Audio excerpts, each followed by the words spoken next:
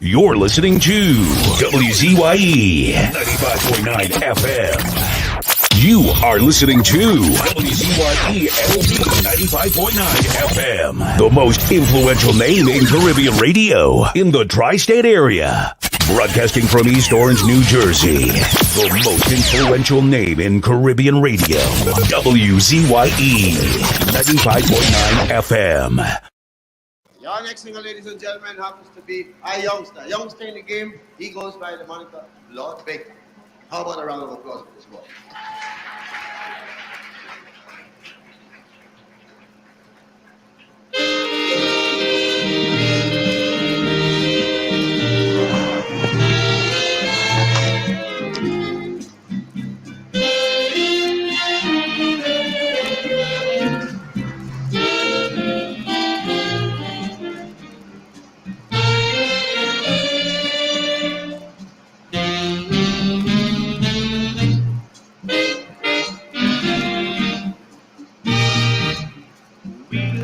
A drop of rain in an ocean,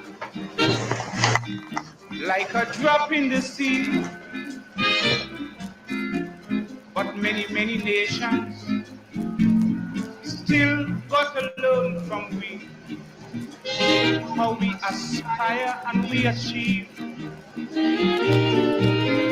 It's so hard to believe the unity that is so unique. It's fantastic, yes, so to speak. It's fantastic, yes, it is. The way how we live as one. In integration, all the nation is second to none. Here the Negroes, the white man, the Chinese, the Indian, we walk together in hand. In this wonderland of Calypso, in this wonderland of Trinidad.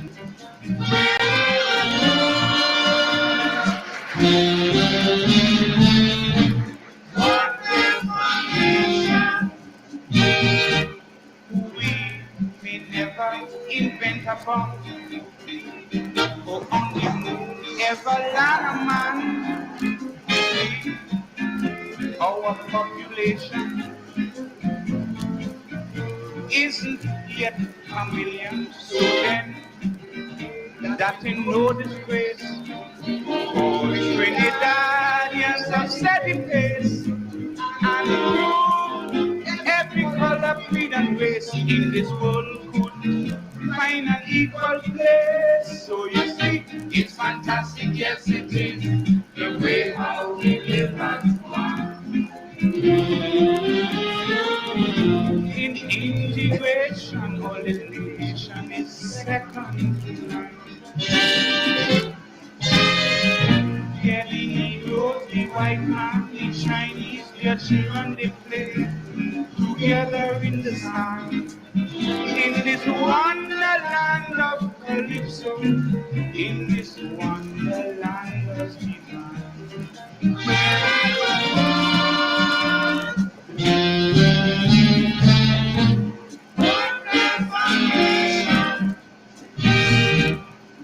All I can say is I am so proud, and I'm going to sing it out clear and loud. Yes, I'm proud of my people, each and every one of you, for contributing to humanity, and contented beings we always will be. Whenever the stories are said, how Trinidadian live, what the world taught us dead. So you see, it's fantastic, yes it is, the way how we live as one. In integration, all the nation is second to none. Here the Negroes, the white man, the Chinese, the Indian, we jump together in a band. In this wonderland of Calypso, in this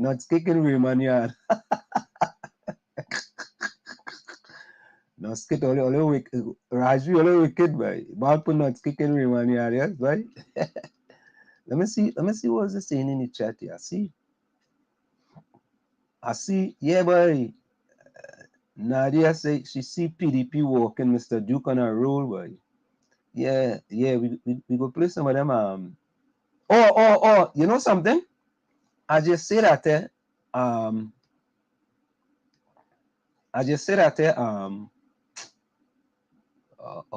me do this. Let me cancel this.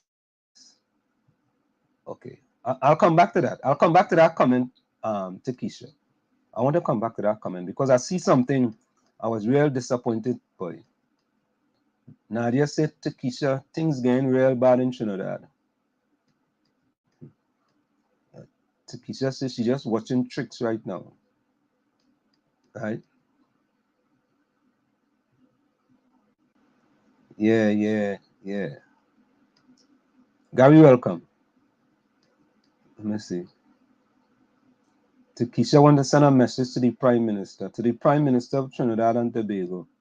Could you please, I'm begging, could you jump down from there, please, and let the country be saved by someone who truly cares? Oh, God. Lord have his mercy. Good night, everybody. Takesha getting rough, boy. God, I'm telling you. Takesha said, I really don't know who to trust after what I'm seeing. God, please put a hand. Lord have his mercy. Tisha, she want God to put a hand. Good night to you, Joan, Jarube, and Vonnie Roberts. Look, here's the comment. Vonnie Roberts. Vonnie Roberts says, so handsome, you get banned from your P&M station. You were voted out. Is a station for only P&M fanatics. Vonnie, I don't know what station I get banned from. You know? I don't know. If I get banned, nobody tell me I get banned. But I hear the say that they be calling me name and thing and saying that I banned. I can't call the radio station, but nobody never banned me from the radio station. But on a note, you see that type of behavior with banning people from.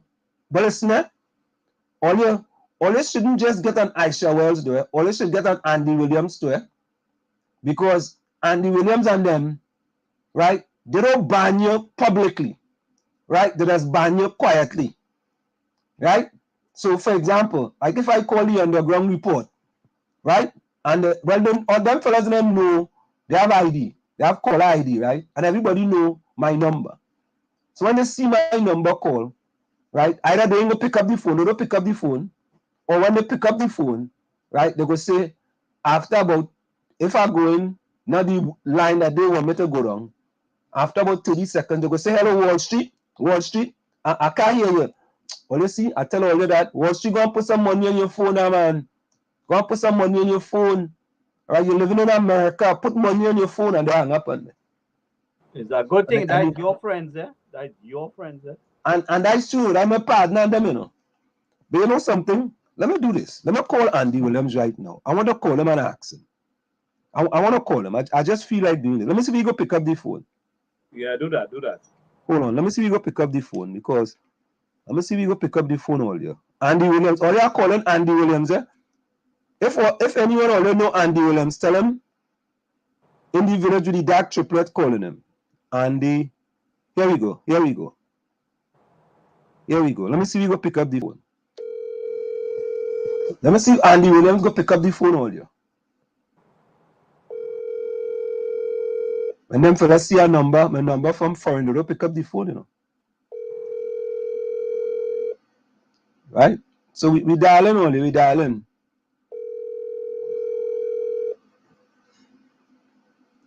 Andy Williams from the Underground Report. Some people call Andy Williams the Pumpek of radio. I don't know where they get that name from, but I just repeating what people say. I tell all you that.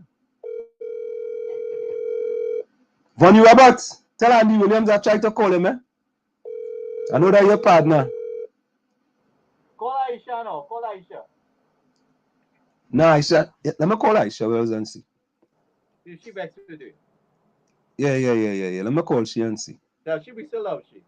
Yeah. I'm gonna call Aisha Wells. Aisha Wells.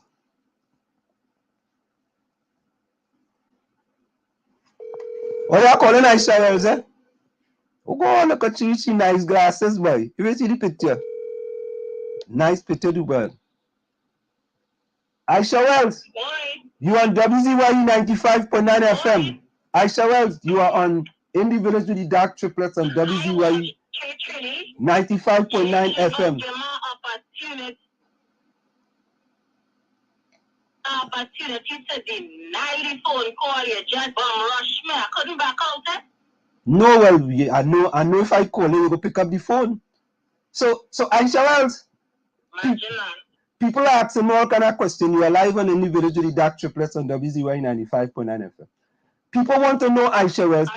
People telling me how Aisha Wells banned me from the radio station, and I don't know when Aisha Wells banned me from the radio station. When did you ban me? When? Well, Trinity, we have not spoken since I have enforced my very rigorous ban. Why would they say such things?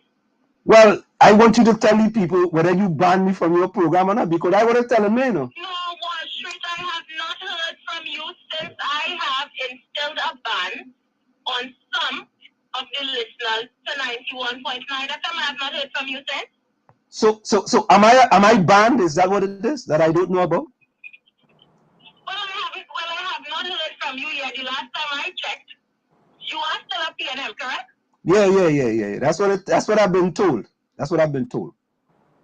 That I'm still a PNM. Right. Yeah. So you're still a PNM, that's one. You might be a disgruntled PNM, but you're still one. Yeah. So are you still referring to the Prime Minister as the blackest man in Trinidad and Tobago by chance? Full 100. Oh, well, no, then that does qualify you for about. Aisha Wells, let me ask you a question, right? If I say I am a moon man, and I repeat that, as somebody repeats and say Wall Street says I'm a moon man, is that disrespectful? Well, it depends on the tone of the said insult and who's it coming from. Will determine if it's disrespectful or not. So let me ask you a question. If I call people imps, pimps, and chimps, and I repeat your statement that you call people imp, pimps, and chimps, am I disrespecting you? No, you're actually just repeating what I said. But your tone and the context in which it's being said can or may be determined as an insult, Wall Street. So I could call myself something, and if somebody else repeat what you call yourself, and if my tone is kind of too loud, that could be disrespectful. Well, shoot, let me just level with you. This is between me and you and all your listeners and your co-hosts. Yeah. The people on my program are disgusted with the fact that you refer to the Honorable Prime Minister, Dr. Keith Christopher Rowley.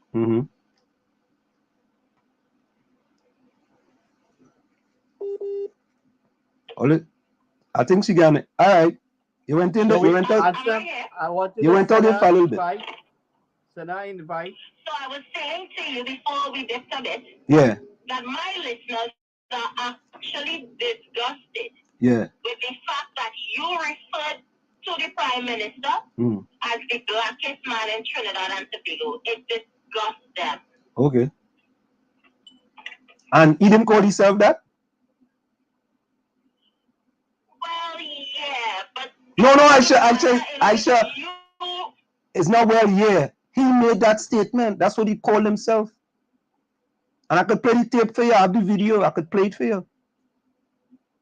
Well, here's what I'm suggesting. Yeah. Because you have valid contributions, you know, and I like you as my friend. Yeah, you my friend. However, on 91.9, if you can refrain from referring to the Prime Minister as the blackest man from Trinidad and Tobago, I can reinstate your caller badge. I can reinstate your badge. But you have to help me. So even though I haven't called in, I get banned without calling in. Well, if you refer to the Prime Minister and you just admitted you do. Yes, I do. And I'm going to continue to. Refer to him as the blackest man in Trinidad because not right. My program has adopted the fact that we are going to be rid of negativity. We don't want any more negativity whatsoever on the show. So you only want negative. It's a bit negative. You only want pro-PNM people. You only want people who go along. I'm not saying that. Yeah. I'm saying I want nation building. I'm saying I want positivity and less negativity. So anything that the Prime Minister says, and you repeat that, and depending on the tone of voice you repeat it, it could be considered to be negative.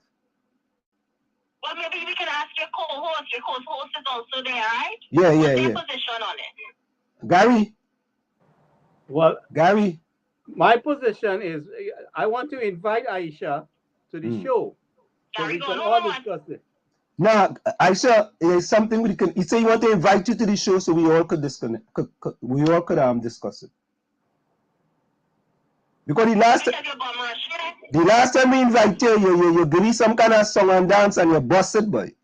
Yeah, because all you want to bring me on a show with a man who tried to insult an entire community of which I belong. And before I had to cuss mother and father and all the radio station, I decided to opt out of the interview. But you didn't tell me you was going. I do run from your interviews and them. Yeah, she wasn't bringing them on together. I only found out on the day of the interview that the other person was also going to be a guest on the show.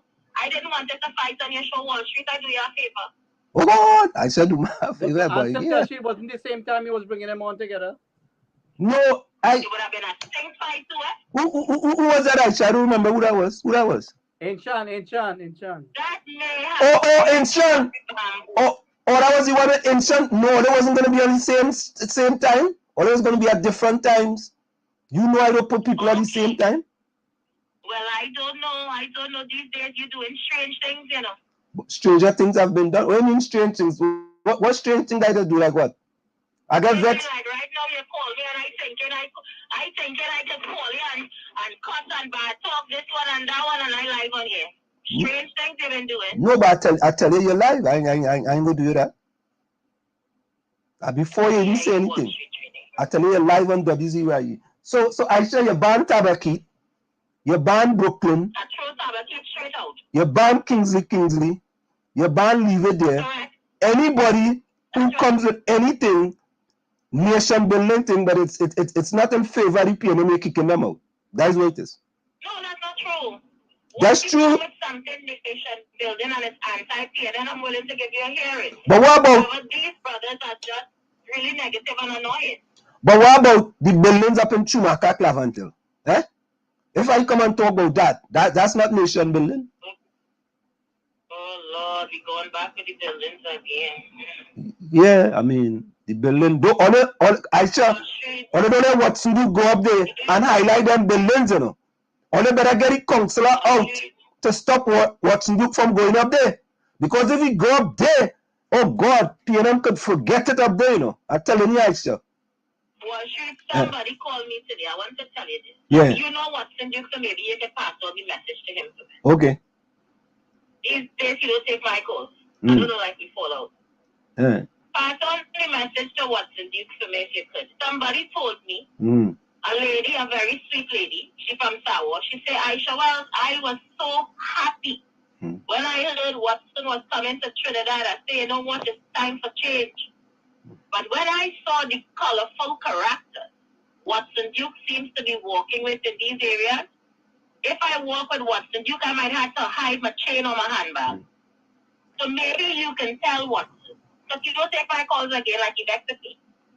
But Aisha, there are people who expected better from him on his journey to Trinidad. Fitzgerald has worked with some of the same people in them constituency. I haven't seen it. Right? Stuart Young worked with some of them same characters in that constituency, in Stuart Young constituency. So, I haven't seen it. So do sort of like so, right? I've seen it. I've seen it. And I live in America. Okay. I live in America. Okay. So Aisha, let me tell you, Aisha, I want you to go and tell, because they don't take my calls either, Aisha. So I want you to go tell them, Aisha. Sorry to hear that. Yeah. But that's okay, Aisha. You know, life goes on. Aisha, I want you to tell them for me. Like how you want me to tell what's. Now go tell them, you know. I go tell them for you. Tell them it's the woman worried if she has to walk, but if she had to hide she chain and she handbag, the woman really worried. All right, I could tell her when Fitzgerald Lines and Stuart Young when they was walking, they didn't have to hide the chain and the book, the bag and all kind of thing. As I said, I have not seen them walking with any shady characters. I haven't seen it. Yeah, but Aisha, tell your PNM people for me that stop taking Watson Duke for granted. Stop it. Because he go come and some of the same thing happen in Tobago, right? Go be duplicated in Trinidad. Please tell them that for me. And only tell them that because, well, let me don't say that. Just tell them that a fella from foreign who used to live in Chumaka, Clavanty, by the name of Wall Street, trying to help them to don't disregard the man. And Aisha, if he's going to go into a community, Aisha, at least the councillor should know that he's coming to have PNM people there too, to rally around the people. At least. The councillor should know that.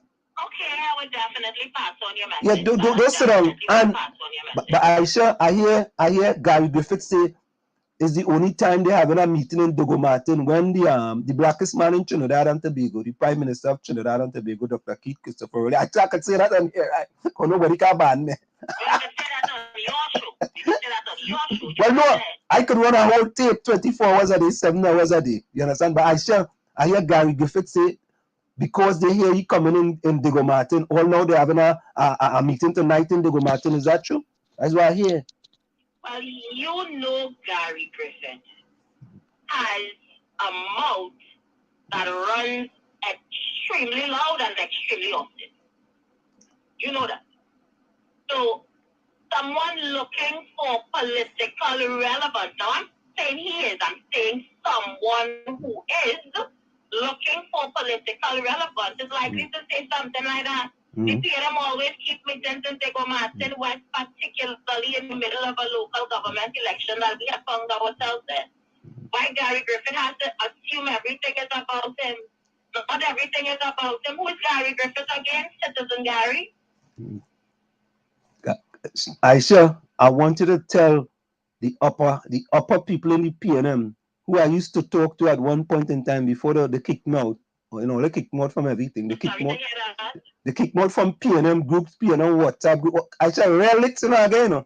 But Aisha, I wanted to tell them. I'm sorry to pick up, I'm really sorry. But Aisha, I wanted to tell them for me, please, do not take Watson Duke for granted. Do not take him for granted.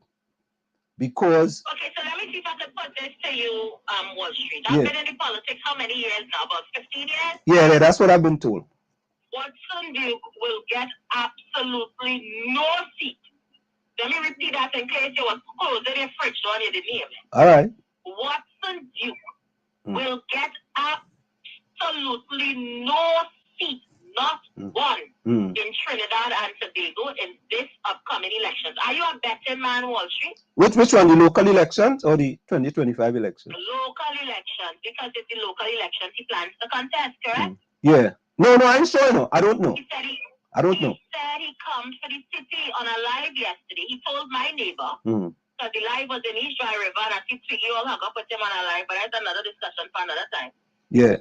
I saw my neighbor on the video, and he told my neighbor, I am here for the capital city. You take the city, everything fall down. So I'm assuming he's contesting local government election. That's the only way he could get the city if he sends up a candidate, they win and they become mayor.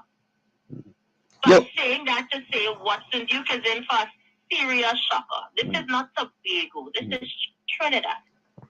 And we'll have to teach Watson Duke how politics operates, particularly in Trinidad. Aisha, here, Aisha. I'm not worried about Watson Duke at all. Aisha, you know we have people in the chat that ask question, right? Yeah, the person asks. The person say, you know, the person name is Fish Stick, right? The person say, ask Aisha how money she does get from the PNM stipend. Tell she is Fish Stick. Laugh out loud. Fish Stick asked that question. Exactly. On Facebook under a fake profile to attack someone using their real identity. Ease up, Fish Stick. Ease up. When you come out and say who you are and stand behind your profile, then I will respond to you. I don't have the time for it. All right, but let Aisha know I'm inviting you to the program, all right? So let us know a date and time you can come. Right, so Aisha... Don't hold down a fake profile and attack real people. Who just do that? Aisha, the co-host asked me that she wants to invite Aisha into the program and she could put up a video and thing and we have a discussion. Right? Oh, sure. Let her know Diana be asking. Yeah, well, we are, but Aisha, no. Anslim, I want you to ask, this is Diana. Good evening, everybody. I want you to ask Aisha Wells. Hold a minute, Aisha. Go ahead. Ask Aisha Wells if what she thinks is going on in Trinidad and Tobago is good for the next generation, and then she wants it. If she wants it the same way for her children and her children's children, or if she doesn't want better. That's all I want to know. She wants to know if you want the same thing going on in Trinidad and Tobago, or if you want better for your children in the future. Well, exactly what she's referring to that's happening in Trinidad and Tobago. What I'm seeing is an economy that's now on the verge of post-pandemic trauma. I mean, it was expected that things slowed down because we were literally shut down for 2 years.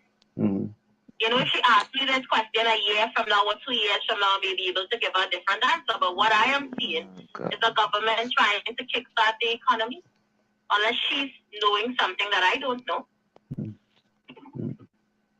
Aisha, you know, at one point I take care of the go along get along PNM gang, right? I hope I'm still out of it. No, I put you back in it, man. Amen. Why would you do such a thing? Because you're banning people from your program who have legitimate... I just told you, because you are still under the banner of PNM, you are free to come back, but you refuse to. Stop calling the Prime Minister the blackest man in Trinidad and Tobago. That is driving PNM. I don't think you understand how that is driving PNM people crazy hearing you saying that. Well, what is the truth? I lie. It's facts. But it is what he said. He called himself the blackest man in Trinidad and Tobago. He said it. Yeah. Anselm is only repeating. Anselm is only repeating what he said. So Aisha, you know what I'm gonna do? I'm gonna start calling people. I'm gonna start calling PNM people imps, pimps, and chimps from now on. The minute you do that, they will ban you from every station you call it. They'll sign a petition against you. I just want you to know that. They will sign a petition. Why? They will get you out completely. No, me afraid that. You know. But I saw we have to get. When the Prime Minister says it, but it's not okay when you do it. Oh yeah. Do so like so. Who said that again, boy? Do so like so. But Aisha, we have to get you in on the program where we could see a video and all kind of thing and have a nice long chat.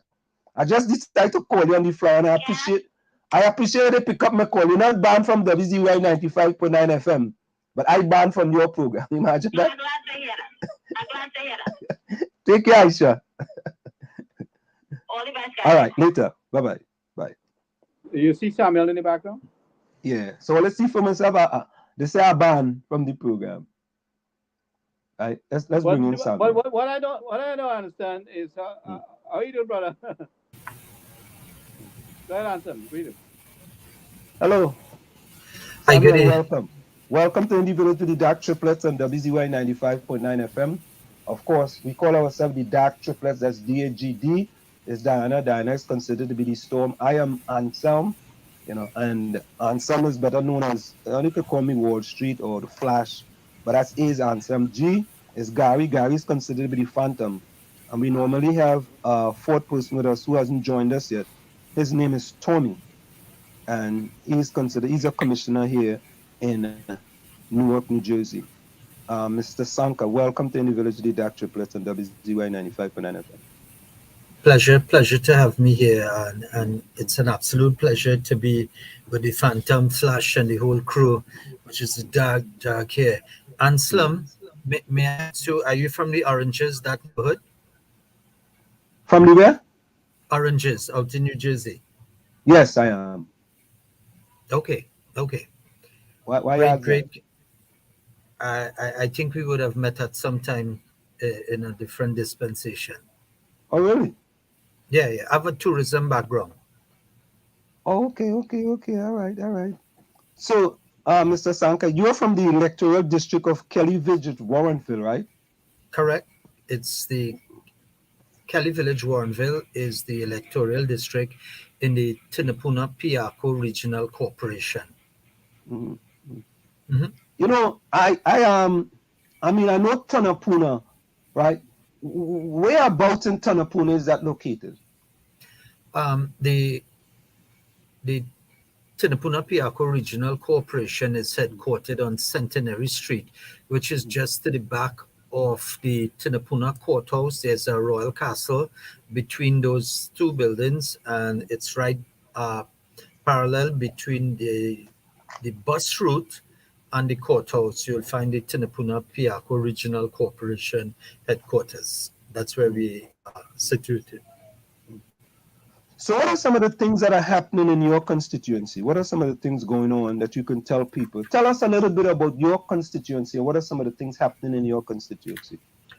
Well, the electoral district constituency is at a different level. The electoral district of Kelly Village, we have a population for about 20,000 persons. We have about 15,000 elected voters. You have that within the neighborhood. It's also a growing population for a Hispanic Latino migrant community, and we also have islanders as well. So those would be undocumented voters. So you have that type of diversity within the electoral district of Kelly Village, Warrenville. It comprises, and if I could share with some of the viewing audience, and good evening, everyone. I'm happy to be here on this program. To the North Americans, Trinidadians who are locked on the World Wide Web, the thousands of us who are listening, I want to share with us that how the electoral district is by geography, and then I could tell you by population as well. Okay. So it starts from Madras Road, which is the eastern part of the island, and it goes west until the Uriah Butler Highway, heads north as possible to around the Caroni River, along the cremation site. The cremation site, Caroni cremation site, comes under my purview as well. And then we head south along Mono Road into Cunupia area, into Cunupia to Madras, like you pass through villages, into Mont Plaisir, then you come along Madras, and then you St. Helena, Kelly, Kearney, Frederick Settlement, Warrenville, Buccal, and within that area, you would have, it comprises of 10 PDs. 10 PDs means 10 polling divisions, and each one of them could go over 1,000, 1,200 voters, 15 voters elected. Now, if you multiply that as male and female or adults, and by a family of 4, you multiply that by 4, you could get, or double that, you could get the type of representation and the amount of people that you represent within a community, which could go over 20,000 persons. Yeah.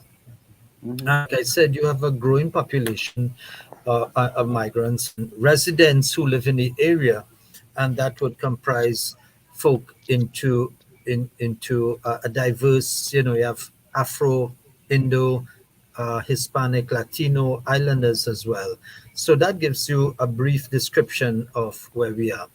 The Tinapuna Piako Regional Corporation is the largest corporation within the boundaries of Trinidad and Tobago in terms of numbers. We service over 215,000 burgesses, whereas Arima might have 80,000, Point 14, 60. The whole of Tobago is just about 65,000 persons. Yet Tobago, they get over, $4-5 billion and a percentage of the national budget. The allocations that we get is not in comparison, and we have so much to do, and there are lots of challenges within the region. The Tinapuna Piako goes far as the Blanchishes on the north coast, goes up to Arima into Wallerfield in the eastern part. It goes, I'm the southernmost person or councillor within the TPRC, goes up to Mono Road in the south, and then as north as could be, you could get to where the Mount Hope Medical Science Complex is, the Mount Hope Hospital. So that is the region within the TPRC. The TPRC consists of 16 electoral districts. There are 16 councillors and 4 aldermen. Within the TPRC, which is the Tinapuna Piako Regional Corporation, it is a PNM control corporation, and the UNC has five elected councillors and 2 aldermen. So that gives you 7, and the rest of 13 is PNM, and it is controlled by the ruling party, the PNM. So that gives you a background information of the TPRC, where we sit, what we do, and how it is governed and who it's governed by. But we fight every day to make a better difference for our burgesses in our electoral districts. Yes, Anson? So, normally, you talked about, how much money, these the corporation gets, and monies that the councillors have to use. But isn't that normally the same for almost any other constituency as far as the allocations that they're given by the central government? And you're correct. You're correct. What happens? I'm putting it in context that we have so many. We have the largest, and it's the same amount Shoguners will get, and they probably have 8 or 10. Arima just have like six councillors to 8 for the max, and they get the same amount of monies that is allocated. And therein lies the problem. It's underfunded. We don't get the funding necessary to do that. And if you know my electoral district, it is an agrarian society. You would have come from agriculture, rice farmers, and also cane farmers. And we are in the Caroni Plains, so it's flat. And most of it, you have challenges between the Caparo River, Cunupia River, the Caroni River, and also the Waima River. And once it rain falls up in the top and you sneeze out, there's flood down in the plains. And nothing has been done over the last 7 years to help our burgesses within my electoral district. But aren't you getting the allocation that everyone else is getting? I mean, everybody's getting the same allocation, but it might be, resources might be a little more scarce, but everybody getting the same thing, and they had to try to do more with less, so to speak. Well, what when you say are we getting the same, you get that in paper. They said that you go to budget, we have submitted requests for funding and everything else, but that is not handed down. And therein lies the problem. While they give you that, it is not reaching or trickling down to the consumer in terms of goods and services to our burgesses and residents who live in my electoral district. When you have and the disparity between the have and the have-nots, that's another challenge we have there within my electoral district. When you say that they're giving, they tell you they're giving. We have not gotten DP projects since 2019. 2020 we got nothing, and DP means development projects that would go towards parks and recreation, development for infrastructure, roads, bridges, paving of roads, box drains, and other infrastructure, even to assist schools and government places and places of interest, and develop it as a nice growing society. We have not gotten funding for that, and I could categorically state that.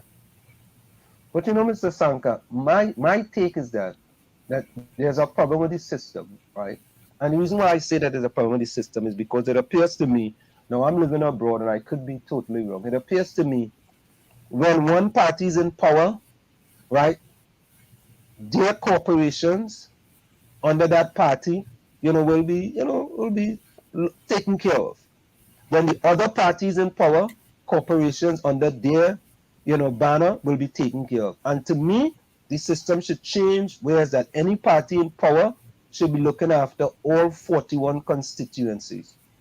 Because, you were elected by the majority of the people in the country, in order to run the country, and not just to run the constituencies where you have MP or the constituencies where you have a corporation. I think the system has to change.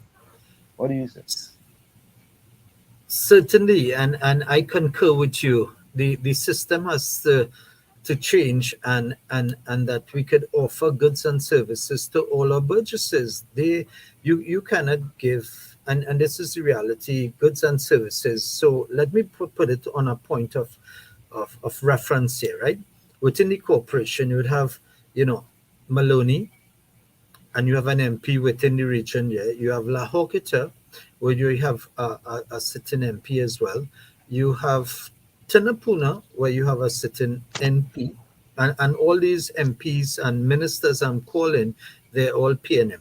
Then you have St. Anne's, which covers some area of Marcus, St. Joseph, and into you have St. Joseph as well, and therein lies the problem.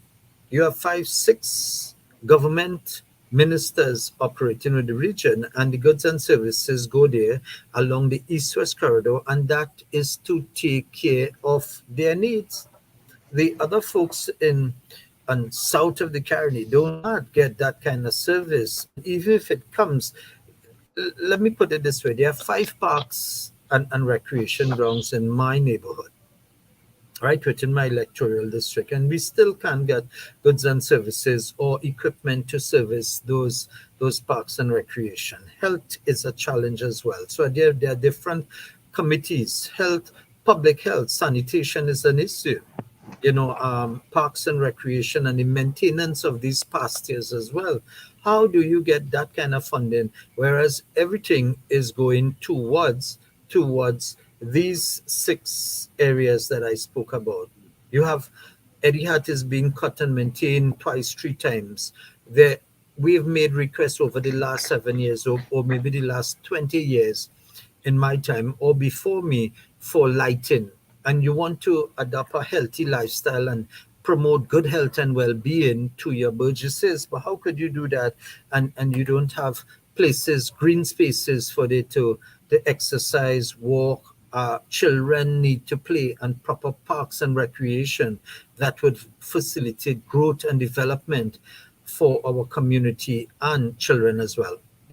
So, Samuel, what you're saying there's discrimination among the distributions of funds within the corporation? Well, regional discrimination and you have that level. Now, DP projects, everybody get DP projects, the same within the corporation. The chairman makes sure we submit and we get that. But when it comes to recurrent, and recurrent is your everyday operations, from recurrent expenditure, you will not get that type of funding coming down to my electoral, and not limited to me alone, but my other 5 colleagues who sit on our side of the council. One of the reasons I wanted to try to get you on here is because your area seems to be the most impacted flooded area when the County Bank overflows. And I would like you to share some of that information with us about it. And is it Gary? Gary, Phantom. Yeah. Before you go on, right, I don't want to forget this subject here because it's related to what you said. Mr. Sankar, I saw a video done by Watson Duke, the leader of the PDP. And there are PNM constituencies, and I am from one of those constituencies, Chumaka Clavantel, that is run down. I saw a playground on the Beatum. I almost cry. I almost cry because it's dilapidated. The grass high. It is unbelievable. So I think that, we may believe that it's only our constituency, or it's only UNC constituencies that are suffering. And I want to differ somewhat because I'm from Lavantel, and when you look at Beatum, I didn't even know they had a playground in there. And that's not a playground. That's a massive ground. And your friend Aisha say that how the PNM doing a good job, right? And the play. This is Diana, sir. How you doing? I just listen and I just get vexed. Right. Sometimes I just have to stay off camera because I'm really annoyed. Why is it y'all are not getting the funding to handle your situation? Where the money gone? And I just saw a report where they say Trinidad and Tobago is doing well. Some sort of report talking about the financial situation of Trinidad and Tobago, Anselm. Why the people not getting the funding to clear the drains, and what's causing it? They are Trinbagonians too. But Diana, all I want to say is that sometimes we want to say that the government is only starving UNC districts. And I just want to bring that to your attention. I didn't know. I did not know. Fine. Thank you. I saw the video and I saw the playground and I'm like, what? And then we talk about lighting. He was in Basilon Street and the kids out there playing basketball. As soon as 5, 6 o'clock reach, they had to go home because there's no light in the basketball court. And that's another thing in them stronghold. Why should it be like that? He ain't gonna get not one seat. What kind of rhetoric is that? Well, who she have a crystal ball? Look, Anselm. But let me stay focused. Let me stay focused on Mr. Sankar. So go ahead, Mr. Sankar, and go ahead. Hold on, Diana. Go ahead, Mr. Sankar, and talk about Gary. I just wanted to bring that point out. Talk about the point Gary wanted to talk about. With respect, I just want to tap on the Watson Duke area, and of course people would highlight certain depressed area for obvious reasons, and while you have equipment and play parks and it's underutilized and not much, the problem we have is a leadership problem in the country, and within the corporations you have a management problem, and there's no vision for people. Vision is where you're going, mission is what you're doing. No vision, no mission, because you can't do anything if you don't know where you're going. Any vehicle will take you there. And what is happening, people are pushing back, and while there's need, and you have folk who are thinking along a third force, that would need some consideration as to where we go, because people are moving from the strongholds and they are fed up with the status quo. They're fed up, they're tired of it.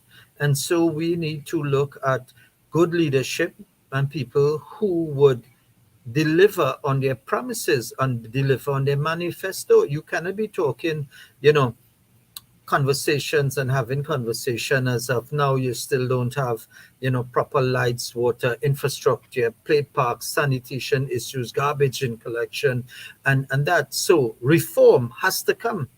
And it must be trickled down, and the goods and services has to be to the benefit of our consumers and our burgesses within the region. Commentary, and during the flood, during my time from 2016 to now, this my 2 terms I've served, I've encountered over 4 major flooding. 2019, like I said, where we're flooded out. 10,000 persons within my electoral district had lost, their flow homes were flooded out, and while we try to treat with it, some folks have not received grant funding and support as well.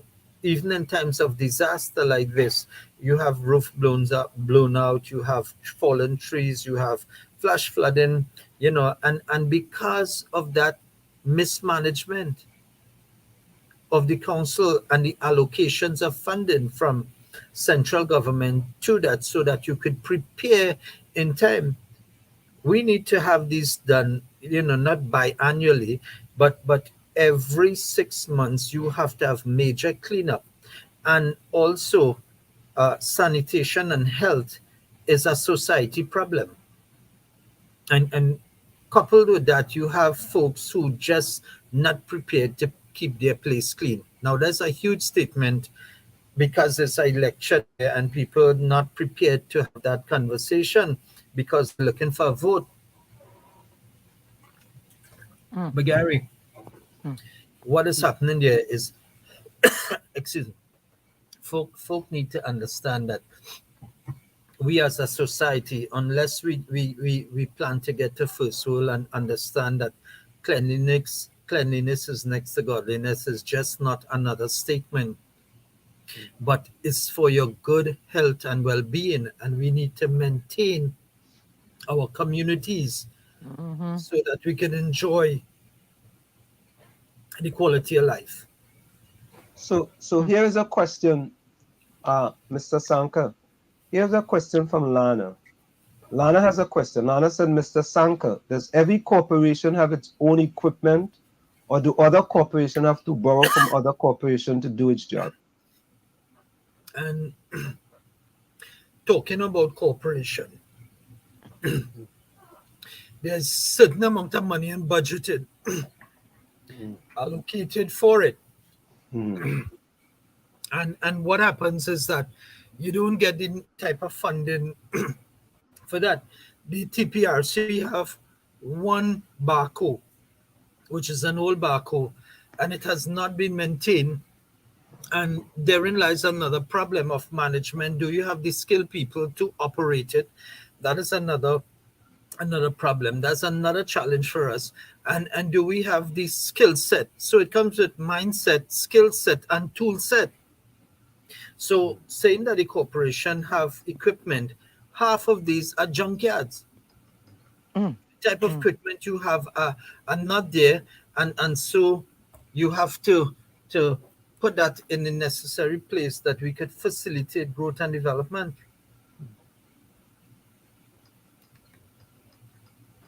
So a corporation as large as yours has one backhoe, which is barely a piece of junk. One a backhoe that is operating at half its space and half its capacity. Yeah, okay. Half its capacity. I'm waiting for a backhoe for the last 3 months to do major cleanup and sanitation work in my area, and those are the challenges you face. Do we have the necessary skill set? I could highlight some things. I have some construction taking place, right? We had to wait 3 months to get 50 bags of cement. 3 months. And every day you have employees sitting down, coming to work and doing nothing. Cutting the side of the road, sit down, make a chow, make lime, and play cards. And when it's 9 o'clock, you go home. You report your duty from 7 o'clock, and when it's 9 o'clock, you're out at home, and you have done nothing. There are instances where folk would come to work, and this is no fault of the employees. It is a management problem, and it lacks leadership, critical as it could be. This is who we are, what we do, and is nothing of situation to boast. 3 weeks now and 10 blocks, 4 blocks a day you put up, because you don't have 2 masons on site, and when you're waiting for a mason to come, you don't have sand, and by the time the sand comes, somebody pick up the steel, and we waited for 2 months for steel, and then you had to wait. So this is a situation that's happening right in my electoral district. You talk, you bring it up at meetings, statutory meetings, and different committee meetings, and still you cannot get that service.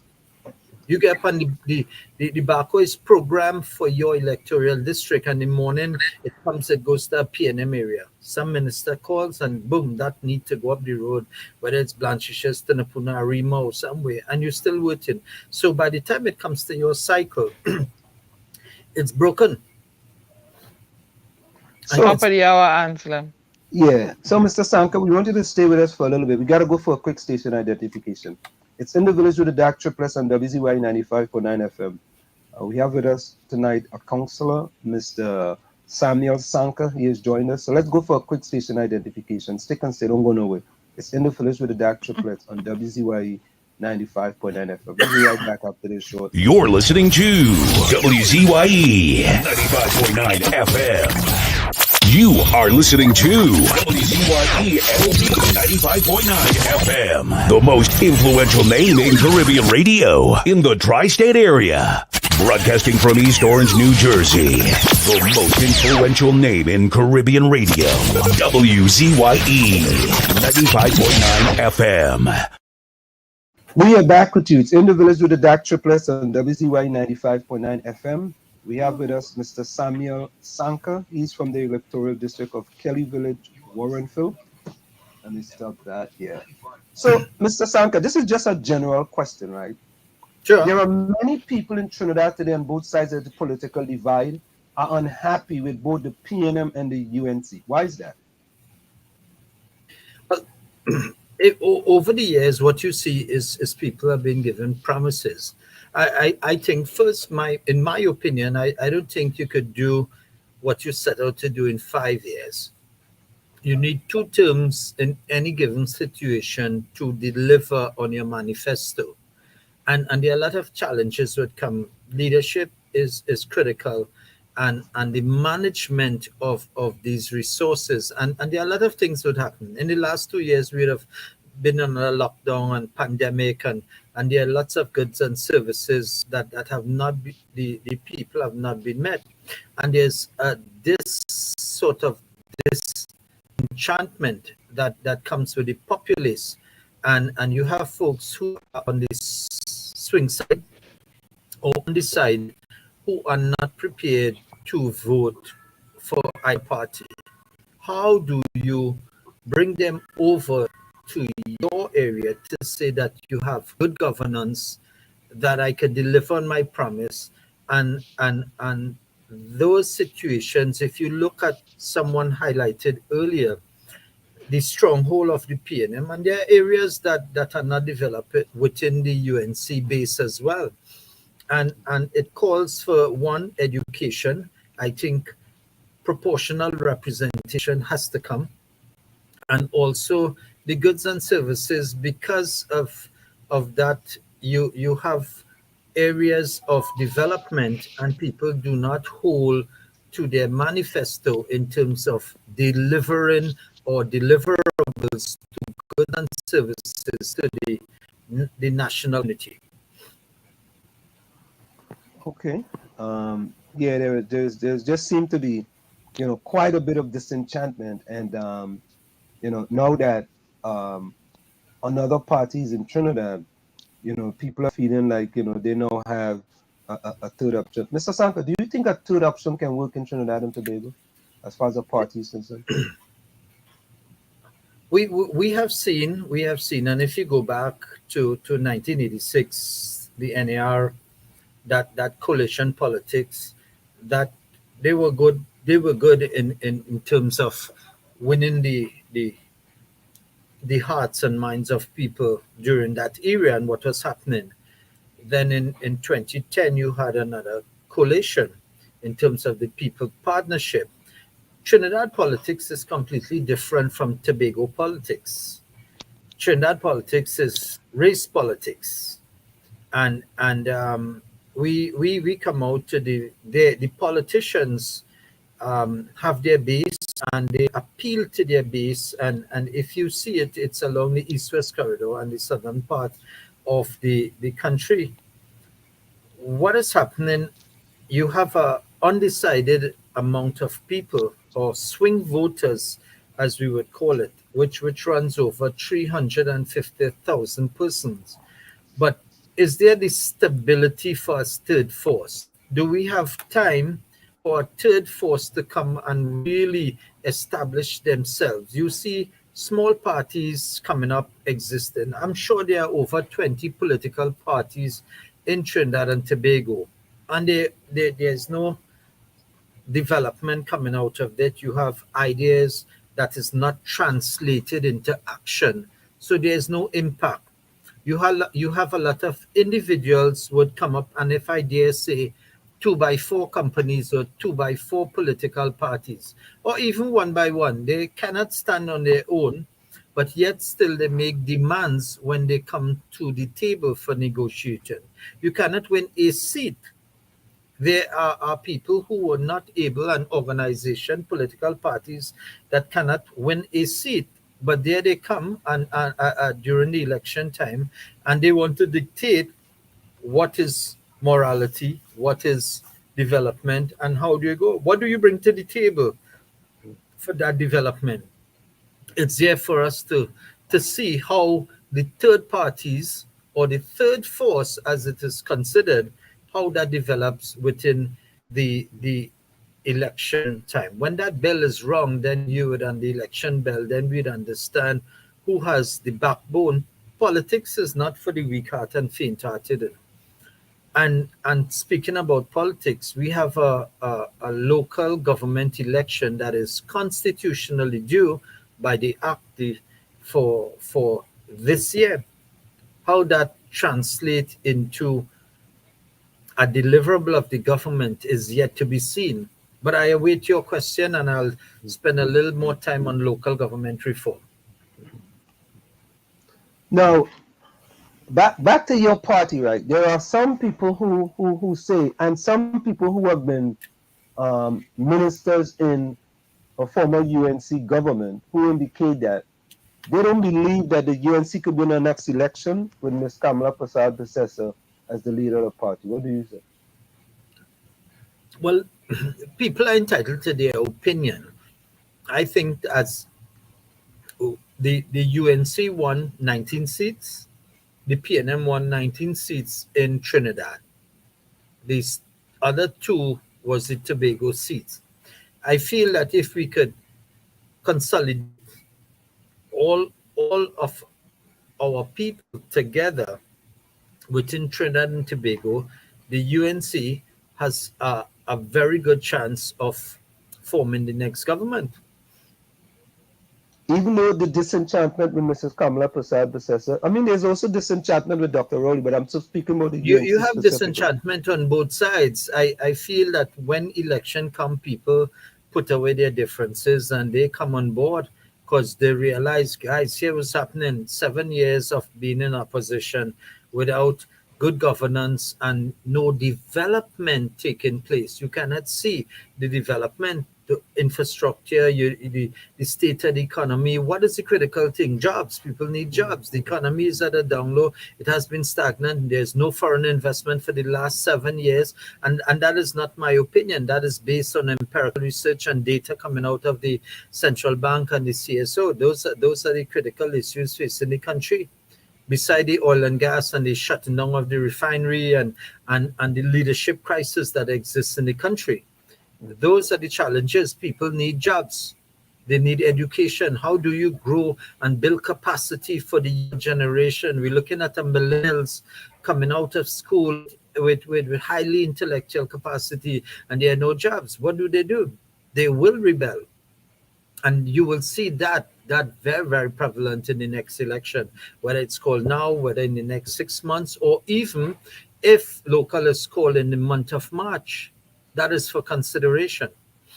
Well, Mr. Sankar, is there alderman in your constituency as well, or in your corporation? Is there alderman? There are 4 aldermen in the Tinapuna-Piarco Regional Corporation. You have 2 PNM, and that is based on the proportional representation, the amount of votes that you get. So you allotted aldermen to represent that, and you have 2 aldermen in the TPRC, 2 UNC aldermen. In total, you have 4 aldermen in the corporation.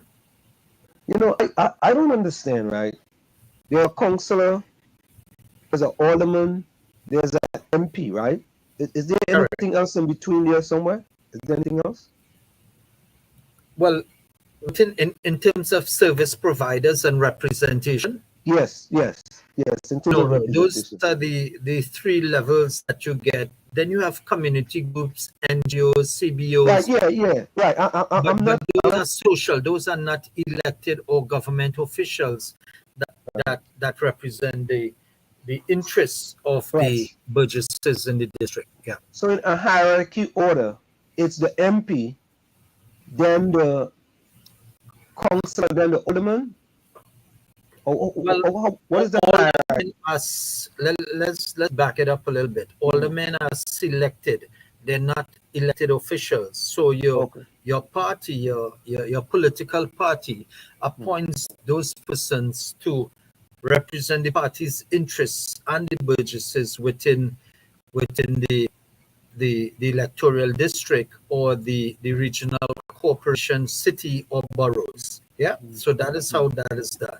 The MPs have a constituency, and that is on a national level that they respond to Parliament, and they are at laws, the highest level of lawmaking in the country. Right. I understand the MP, but I know that a councillor is elected, right? Correct. So a councillor has to run, for and that's normally during the local election, right?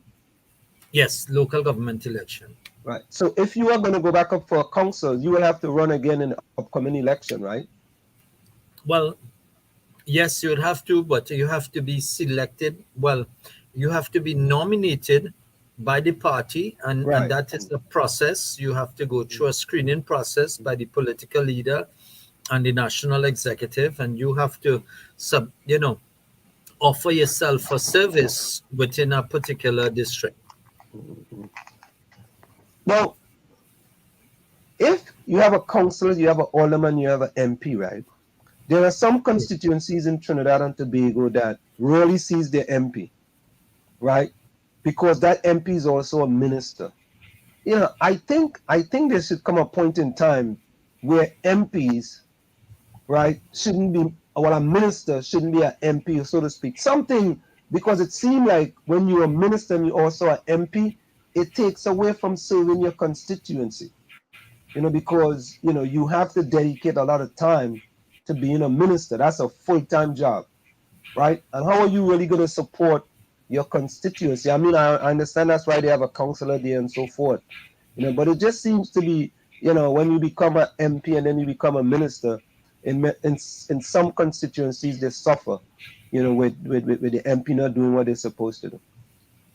Correct, and you're absolutely right. I think if the system works, it's like business. If you set up a business and you have systems and good leadership and management, it will work. But our system is broken and nobody cares to fix it. If local reform comes, the challenge is for MPs. They wouldn't have the kind of clout and power that would come because of the new system. And that's the reality. Are we prepared to do that? Now, this could get me in some hot waters, but this is a real question. Are we prepared to do that as a government in society to really get goods and services done? Are we prepared to get local government up and running? And talking about the local government, it's modeled against the THA. Goods and services will come down, but that is only promise for the election and for people to buy into it.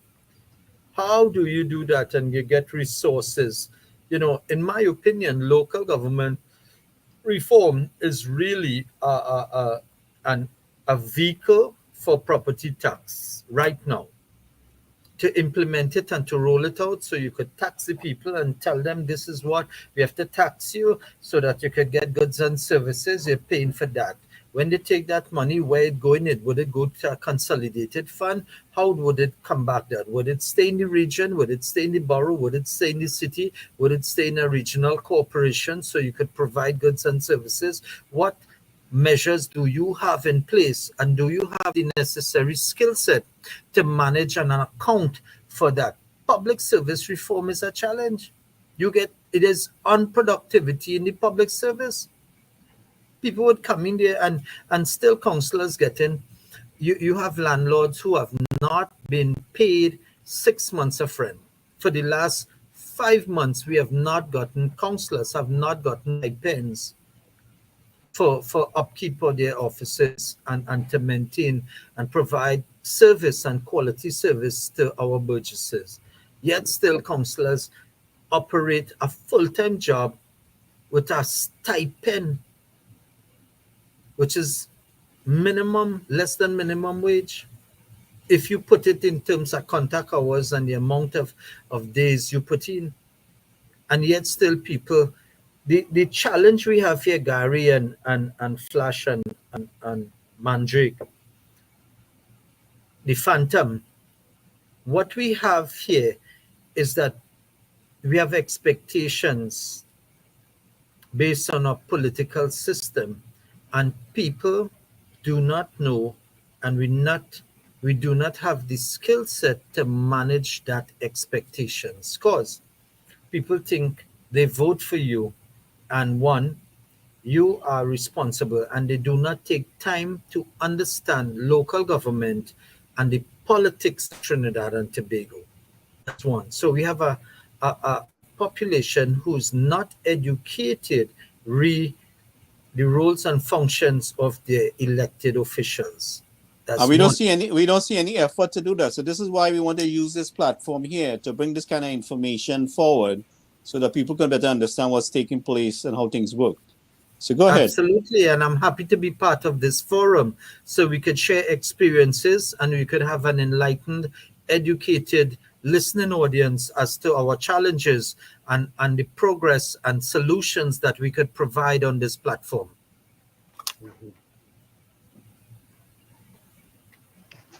Yes, so I see, I mean, these days we are seeing all kind of different things, happening in Trinidad and Tobago, and we have seen issues, the 4 divers that lost their lives. We saw an issue with respect to, the Coast Guard shooting of unfortunately shooting of a baby and killing that baby. Even I was a little disappointed with Mrs. Kamala Prasad-Bissessar for calling that a murder, when the incident that happened at Paria, that was called an accident by the political leader of the UNC.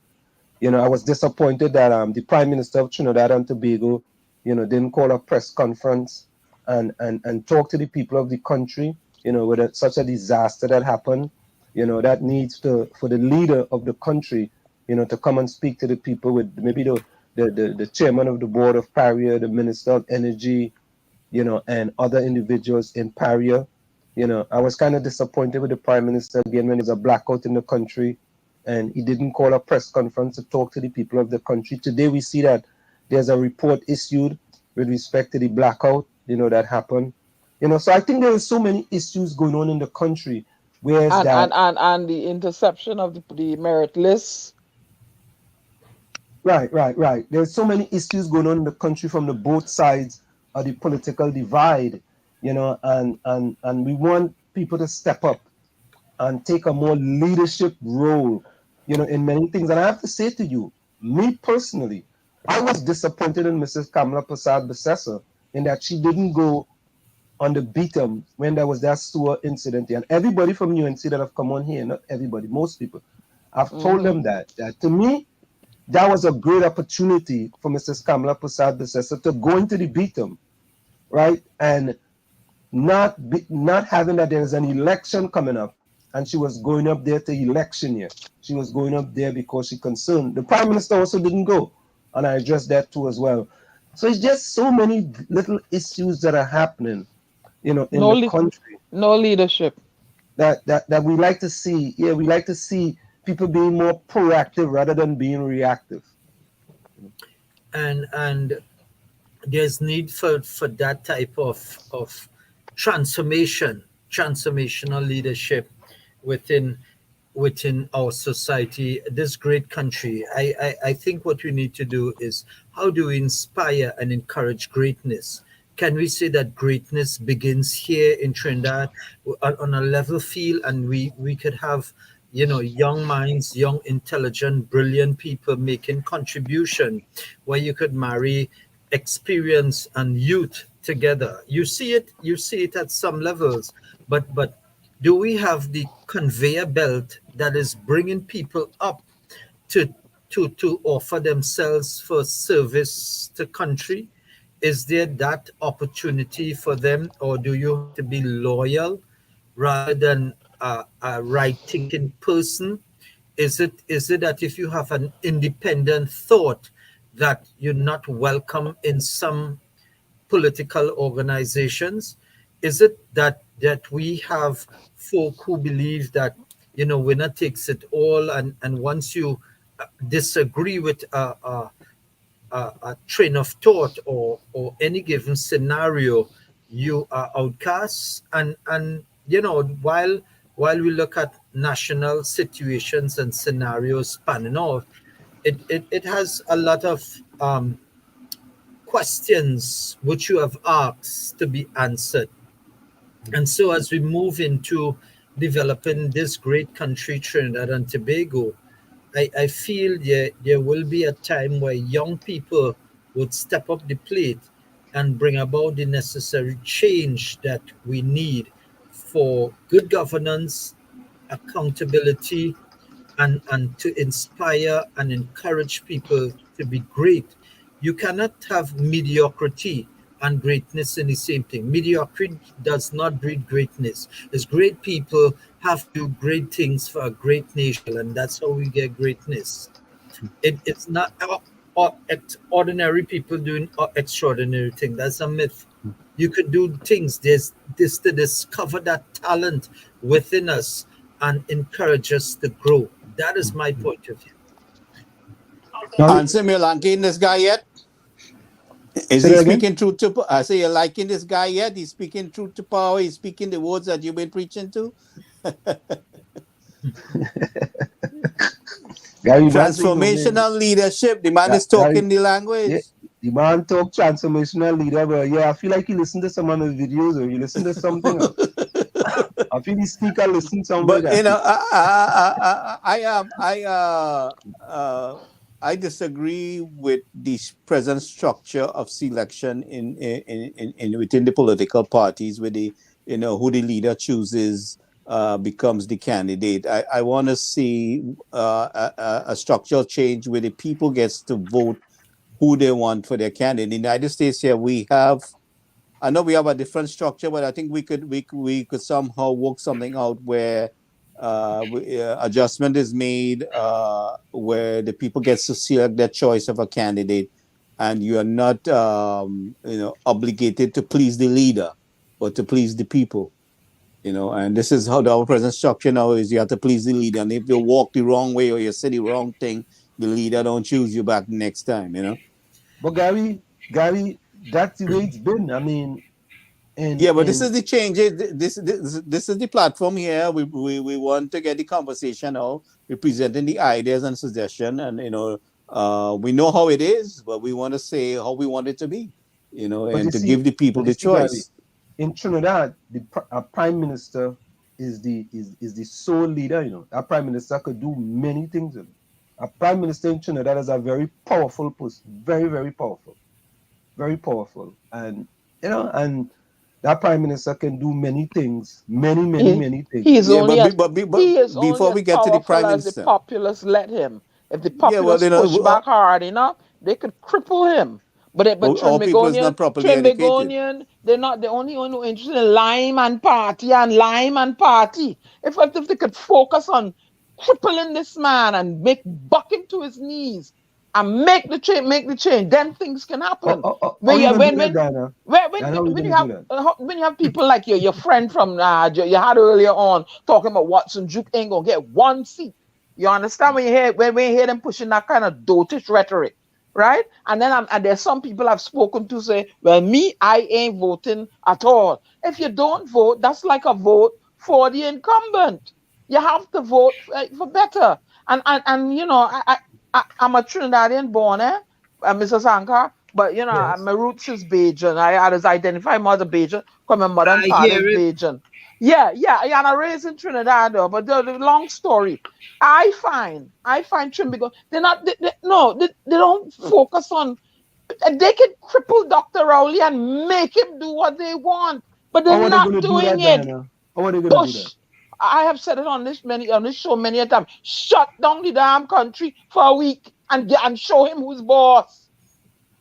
But Diana, you want people to not work. People barely making ends meet, and you want them to sacrifice a week. Shut it down for a week and show he who's boss. Okay. I think COVID did that. COVID-19 shut down the whole world.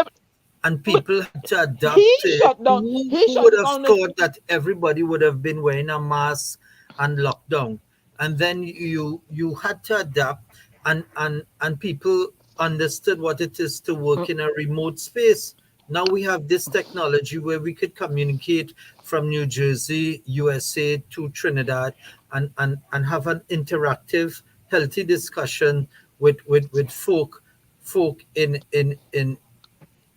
around the world. And to all of you in the audience and those on the World Wide Web and the social media platforms, I want to say thank you for the opportunity, gentlemen, and the good lady, to be part of this forum so that we could continue to educate and inform people about our situation and how do we grow as a Caribbean country. We are all Caribbean people.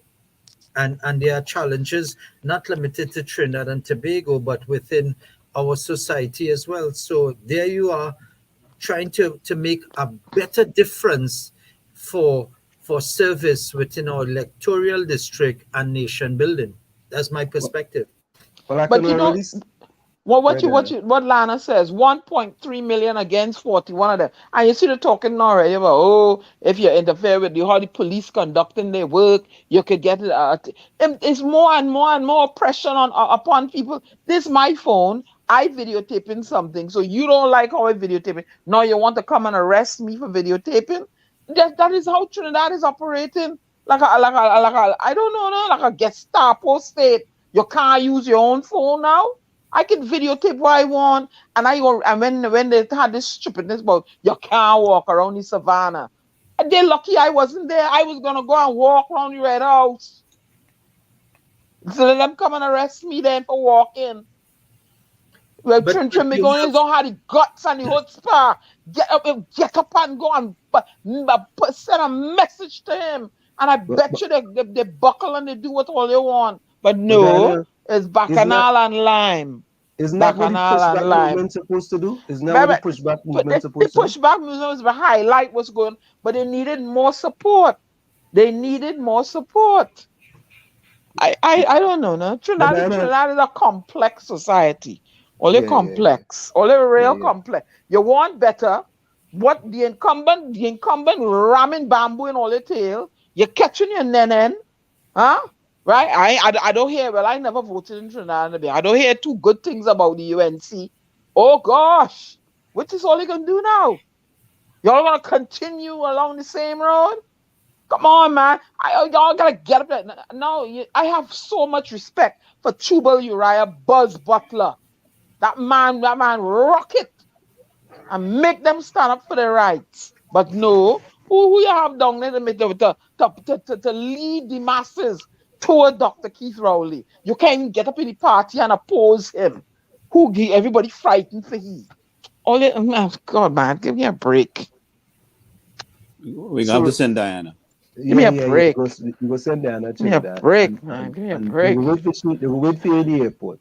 They can wait for me wherever they want, as long as nobody touches me wrongfully, and I don't have to hire Anand Ram Logan in the tail, right? Nobody touches me. I can go to Trinidad and Tobago. Hello, Anselm. I can go to Trinidad and Tobago tomorrow, and nobody better not approach me the wrong way. So, I'm not the one. I guess this person is a person from your Burgesses, Mr. Sankar. That's Wesley Pancham. He says, "Well done, Councillor Sankar." I guess that's a person. No, he's from Wesley is from the Felicity neighborhood, and he's in the good night, Wesley, and to all our area personal listening on. What we have a great network. Wesley's an educator. He teaches in the Monroe Road Hindu School as well, and they're making a fantastic contribution to our Burgesses in that area. And he serves as chairman of the Shogunas West constituency as well. So he's in that electoral district, but he's a fantastic human being. I would like to invite him too into the show. I born in Page. Page, well, that's part of my neighborhood. Yeah, and I grew up on Watt Street. Don't mind you. Okay. Very nice, very nice. And Tinapuna has produced some good leaders and folk who have represented this country throughout the world. That's right. Yeah. And there's also Seema Ramsaran Augustine. I mean, depends on whether it's that's Seema was here. She's a councillor also. Right, that's councillor. Seema sits next to main council as well. So she's a hard working councillor, and she's in the St. Joseph Bamboo area, Valsin, St. Joseph electoral district. And hi Seema and everybody out there, my colleagues who are listening on this platform. Seema has represented her district, very, very hardworking individual, and make representation for all her budgets. You see what Joe Biden did to the idiot acting up in Russia? You Trinidad need to do sanction thing. Don't go to work. They can't find people to do all them work to collect their money. You will cripple the economy. And he has to learn. Then he gonna have to learn to listen and engage the opposition. He gonna have to learn to listen and be a more humble man. But all he ain't doing nothing. Block and the that comes with highways. leadership, my dear lady. If it comes with mindset and skills, and how do you treat people, how do you get to the soft skills, how do you get to emotional intelligence? Don't go Government in Trinidad nowhere. and Tobago is, iron fists and hold you responsible. Who listens to the folk who are total disrespectful? You work at Parliament, and what happens there? Are you happy that we are training young leaders and people in school and students who are looking at what happens in Parliament? Nope. When school reopens in the near future, what would happen to those teachers and students? You've been out of school, indisciplined. There's a lot of challenges coming for the next 2 weeks when school reopens after the Easter vacation. Yep. And a whole lot of mental stress gonna go on. You see people committing suicide and stuff, and they're not handling it. A whole lot of stress. There's gonna be a whole lot of chaos in those schools. Mark my word. But the key to this is how do we put, and the question is for us all here in the viewing audience, how do we put away our differences and come together for one common cause, and that's to serve the people of Trinidad and Tobago and lead them. So it comes with leadership. Starts with Dr. Rowley. It starts with Dr. Rowley and Kamala Prasad Bisesa. It starts with the two of them. Well, all of us have a part to play. I want to disagree with you on that. All of us have a part to play. While we have elected these individuals to be leaders for our party and our government as well, and they have a point of view and they have an elected position, and I respect that. But how do we get the wider population to buy in that change has to come, and the change starts with me? Oh, that is fine. You might be willing to change, but I am trained in organizational management, sir, and they told me that the leadership from the top trickles downward. Right? Well, I might be willing to I change. have to disagree with you. I might be willing to change. I might be willing to change, Gary. But if I see the boss man getting on like a fool, well, me, I ain't doing no work. Yeah, I understand what you're saying. But Obama taught America that the change comes from the ground up. And in yes, Trinidad, it has to come from it. Like Anselm would say, the fish don't rotten from the tail, it rotten from the head. It gotta come from the head in Trinidad and Tobago. They may be willing on the ground. They may be willing on the ground to change and do stuff, but on top, you've seen all this corruption and all this closed door deals and non-disclosure agreements. You don't know what is going on. You're not, hey, what you think people underneath gonna be doing? It comes from the top. It trickles down. We have a follow the leader. You know that song, Thank Follow the you. Leader. Thank you. The grassroots gotta stand up. The grassroots got to make the change. Yeah, so we need some ground leaders on the ground. And this is I'm hoping that have this discussion, building the discussion on this platform, we can raise the consciousness of inciting and motivating the people that, so in that direction, that we can raise that kind of conversation and influence the young ones, the people within the community to take charge of their community and start putting up a fight on their on their level. That's what I'm hoping that we can get to that point. Oh, absolutely. And I do agree with you, because if we start that type of thinking and we start inspiring young people that there's hope. One, there's hope. There's opportunity for all of us to be part of this great change that could come, and we could make our country the place that the smallest island that has a first world status, that what it's supposed to be. The amount of money that passed through since the oil boom to now, and we still have infrastructure issues. We still have no water. We still have sanitation issues. We still have, a lot of, look at our airport flights. Look, Let's look at tourism, right? I have something and I want to share with us. How much time do we have, Gary? And how You have long? time. You have time there. Ansem, we have some time. We can discuss this. Yeah, you could go ahead.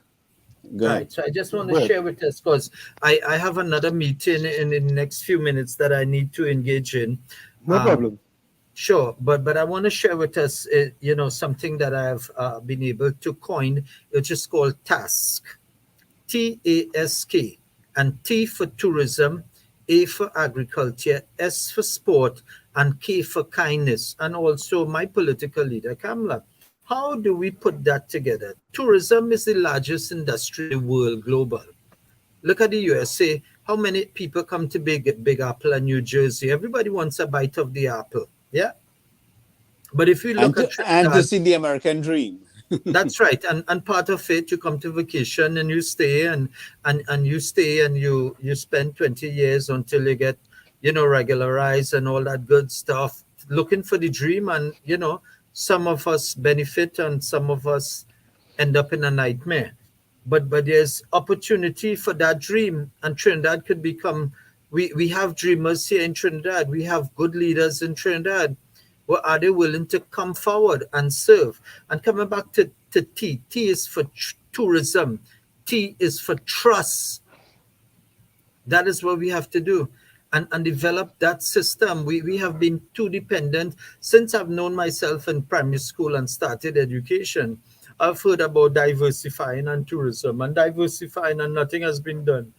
Here we are in an age where oil and gas would be running out, and I've been hearing that for the last 20 years, and nothing has been done to say that we've activated a transformation and look at other forms of income. So there's opportunity for tourism. There's opportunity for sport tourism and development of it. And I will share probably in the next segment that if I get invited back, I could talk about sport tourism. I've served as a sport tourism specialist for this country and market the destination Trinidad and Tobago and destination Couva in terms of hosting our development programs as to where we are and from there. Hey, Samuel, I put 2 and 2 together, I know put 2 and 2 together, as you said, sports tourism. I know remember. Who's it, Anselm? Yeah, it's Anselm. Seton Hall University. Yeah, I know remember, I just you said something there, and it just jogged my memory. Right, when I saw the name, that's where, and that was a fantastic proposal. If we as a country was prepared to move that, where we would have been. And I'm happy that you reconnected with that proposal, and we could speak volumes on that in terms of where we sit and what we could do for a great country.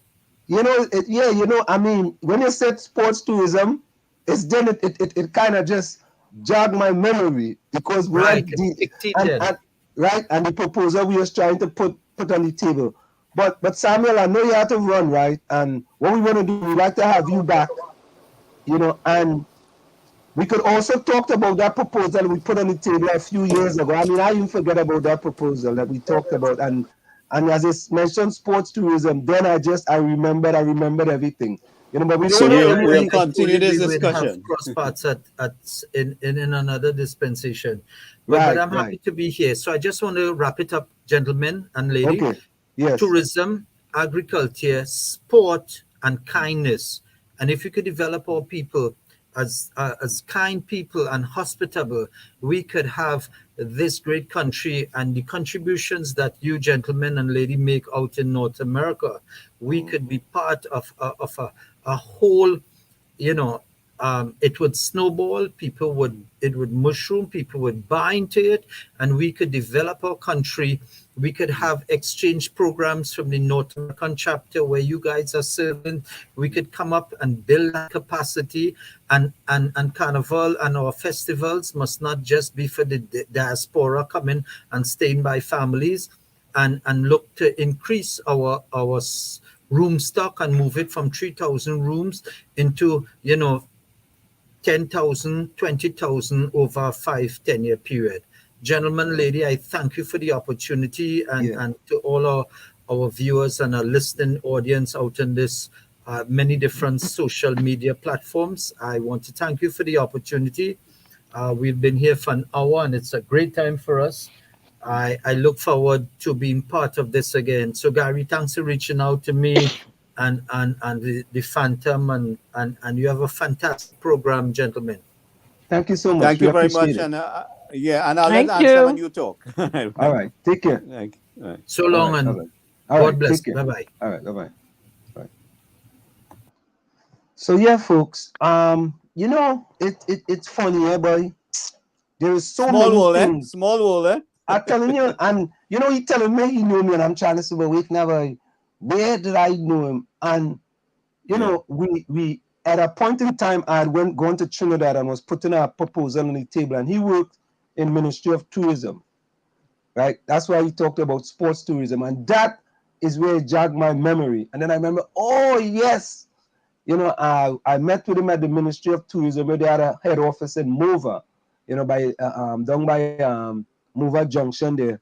And I had brought a proposal to Trinidad and Tobago to implement with respect to carnival and streaming and so on. And that program gets salty. Well, you got his number, so you guys can talk a little bit off the air too. Just like all the other programs I brought to Trinidad. And it's funny, right? We have an academy up here called IMG Academy, one of the biggest academy in the world, right? And I sent my son there for a 2-week camp for soccer, right? And it was very good. They stay in, they feed them breakfast, lunch, and dinner. They also have a school there as well. And it used to be the voluntary academy for just tennis. That's how it started. And then they expanded it to many different sports. And let me do something. I just want to do this on the flyer. Since I let me do this, right? I think, oh boy, do I have it? Nah, boy, did I delete it now? Yeah. What is this? I think I deleted it, Google Slides. Do I have it there? No. Boy, I deleted it. I had it here and I deleted by mistake. Let me see. Video files. Yeah. I had it here. No, I don't want that one. Let me remove that one. I had a PowerPoint here, and I removed it by mistake. I deleted it. Okay, I'm gonna put it up sometime. And what it is that I had this sophisticated PowerPoint presentation, boy. Nice presentation. Sports Development Academy Corporation of Trinidad and Tobago. I call it SDACOT. SDACOTT. Sports Development Academy Corporation of Trinidad and Tobago. And I had grandiose ideas, boy. We want to have the first sports development academy in the Caribbean. And we have all kind of sports. We have sports tourism, where people come from other countries. The kids can come to Trinidad. They have a 2-week camp. They come and they bring foreign direct investment into the country. They spend the US dollars. They spend the UK dollars, because not just around Carnival only. But that program you're trying to bring people to Trinidad to get killed all around. So what's wrong with you? No, to get killed. No. We can't look at it from that perspective, man. Yeah, they don't want your idea. They don't want to hear nothing from you. You hear your friends say everything good under the PNM? Everything good under the PNM. And let me tell you something, huh? Yeah, I hope the PNM win again and put them through the same pressure again. Them nobody don't call me and ask me nothing. But no, I'm nope, not doing it. I'm not doing it. Like, if the distributing have to sit down there and let the PNM jam bamboo, don't get up and get and change the whole thing, change up the whole thing, then let PNM get back in and do what they do to them. Don't call Diana. I will be hanging up my phone. I'm telling all this straight.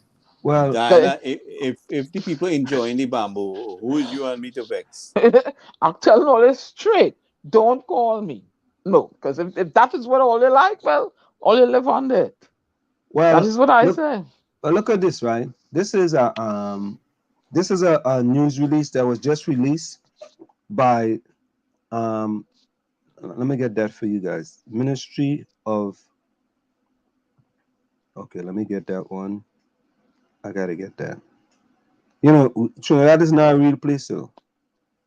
This is a media release today from the Ministry of Agriculture, Land and Fisheries.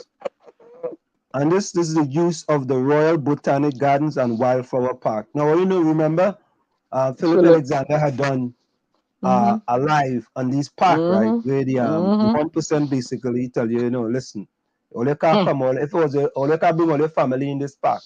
Right? And if all, you know, boy, you know, that is not a real place to shoot today, boy. You know, it's like, you know, you allow people because of the status to do certain things, right? So this is what it says. Media release, use of the Royal Botanic Gardens and Wildflower Park. Now, I know we used to go to we used to make excursion to the Botanic Garden. We used to go up in the gardens anytime. Anselm, first to begin with, why they calling it Royal Botanic Garden? Why they can't call it Jean Pierre Gardens or something, or some local horticulture? Why Royal Botanical Garden? No, remember, Shugalo sing a song for Miss Kamala Prasad that says she's royal. Right, what Royal Botanical Garden? Find another name for it, right? And find another name for it. I fed up now. Find another name for it. And let me tell you something. You know that Calypso. Jack don't want me to bathe on my beach. That Gabby thing. Right? No, right.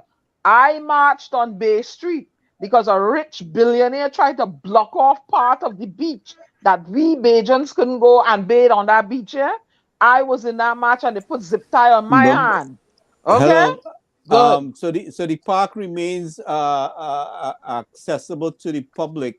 So by what authority the security was chasing Philip off the property there? But let me read the press release for you. Why a whole heap of Trinidadians not in there picnicking? Where you know, this is what I don't understand. Diana, I want to know why you push back, don't go down there and push back. Yeah, inside there, all go in there and picnic. Why don't go there and push back? After all yourself, but right? They're going to all places and why they afraid to go down there? Why don't go down there? Botanical. I was going in there and sit down and open up my bag, sit down and have me a picnic. But Ansem, you know, the way them operate, right? When I fight for stranded citizens, they say invite this one, invite that one, right? Winston Ragu run away, Philip run away, right? Ian Allen stand up and we come for 2 seconds in the group, he stand up, right?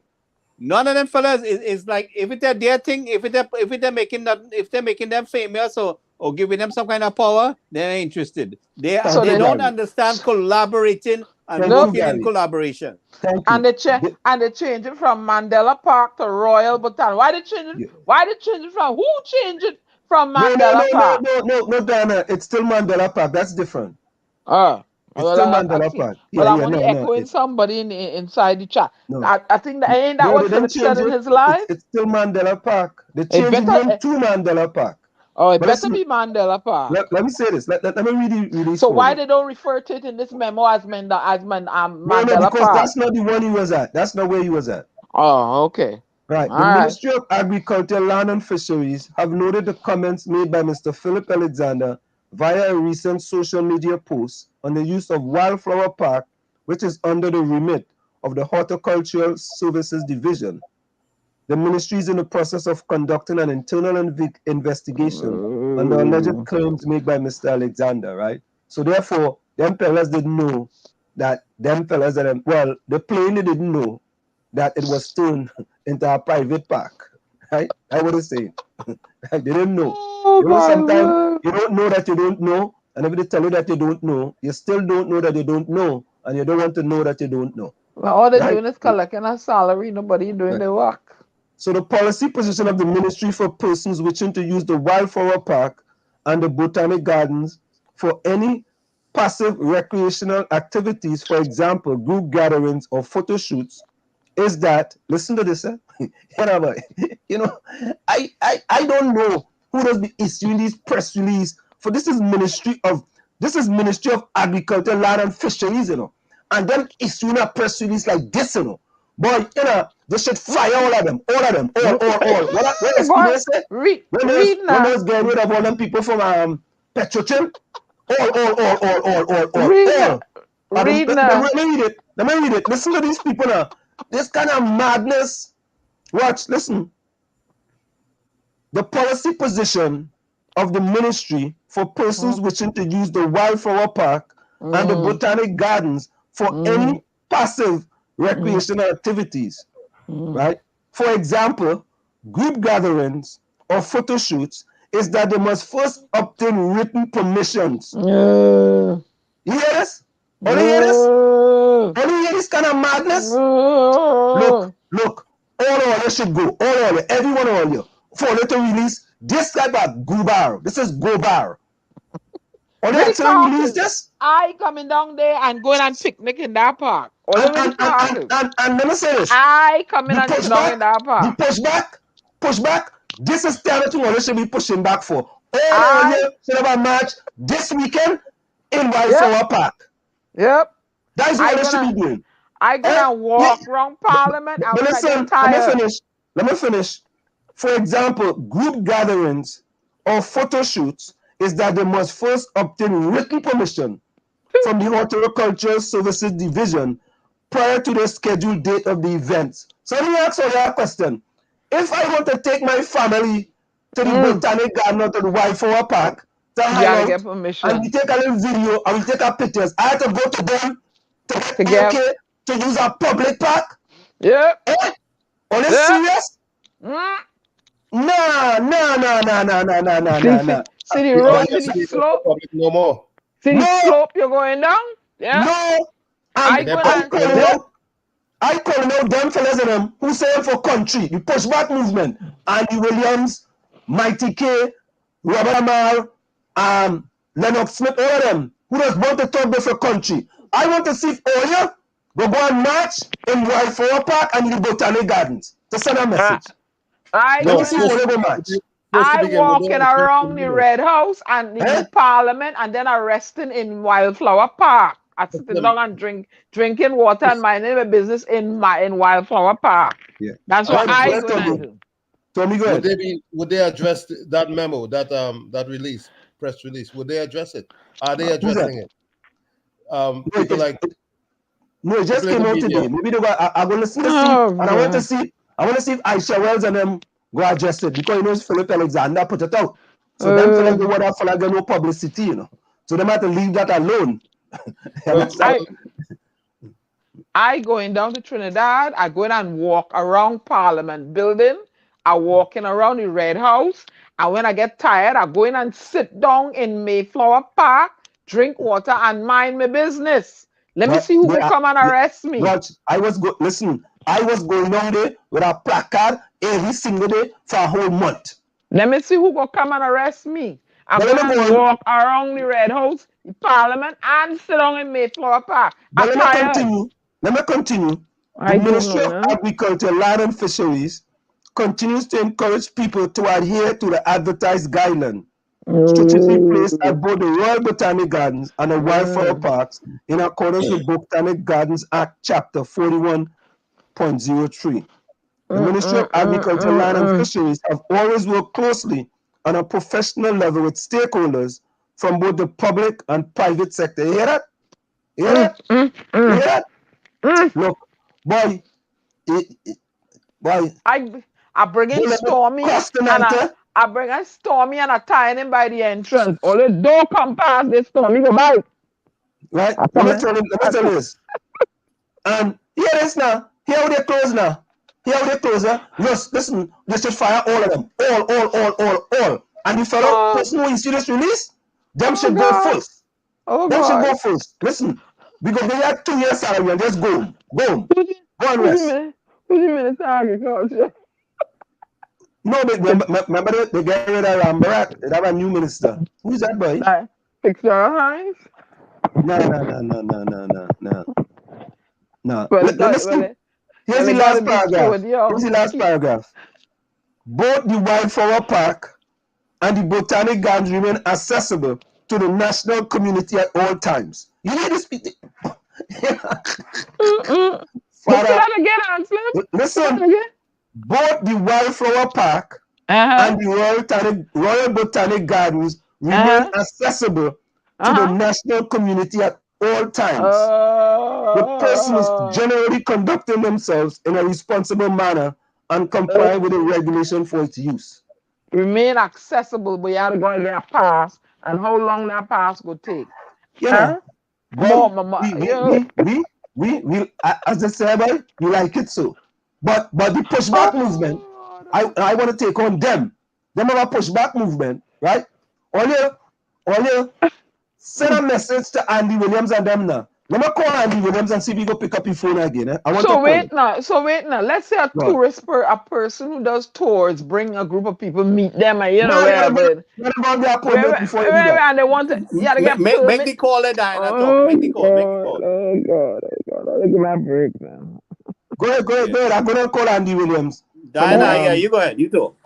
Pushback movement. Let me call him. All you are calling Andy Williams. He will pick up the phone, you know. They don't pick up. At least Aisha West pick up the phone there. All you can get next call on wanted Aisha, but she pick up the phone. I'm in my mouth. Let me call one of the leaders of the pushback movement and see if he go pick up the phone.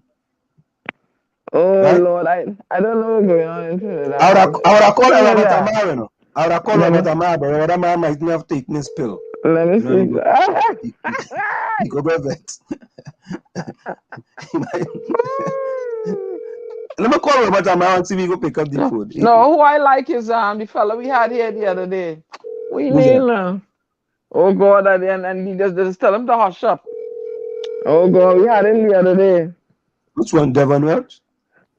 No, the one that just said to hush up. The guy that I tell him if he don't like Trinidad, go to Guyana and Barbados. Rodney Charles. Yeah. Let me see. Oh, they are calling Robert Amar. Let me see if he go pick up his phone. I'm calling Robert, my partner Robert Amar. Might hang up, eh? With the PNN, they may picking up for you. No, don't Robert Amar. He's one of the leaders of the pushback movement.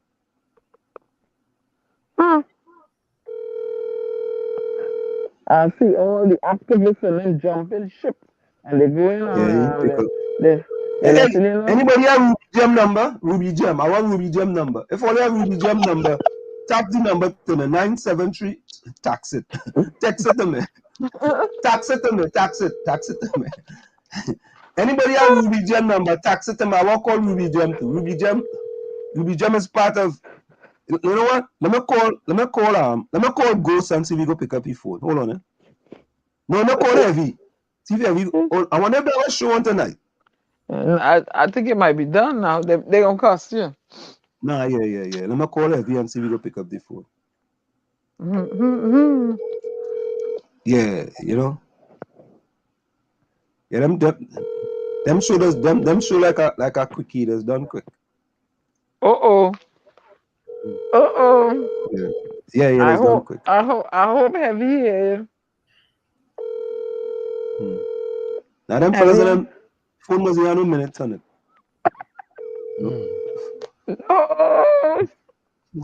Phone in Trinidad run out of minutes. Let me call Ghost and see if Ghost go answer your phone.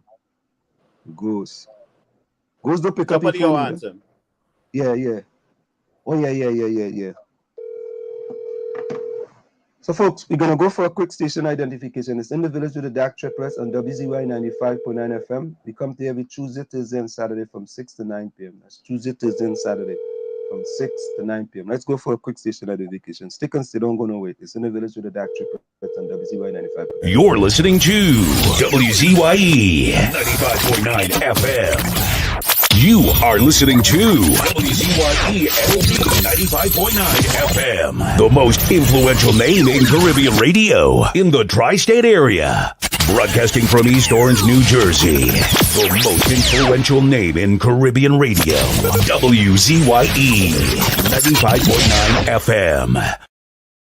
We're back with you. It's in the village with the DAG Triplets and WZYE 95.9 FM. Let me try Michael Kerman. Hold on.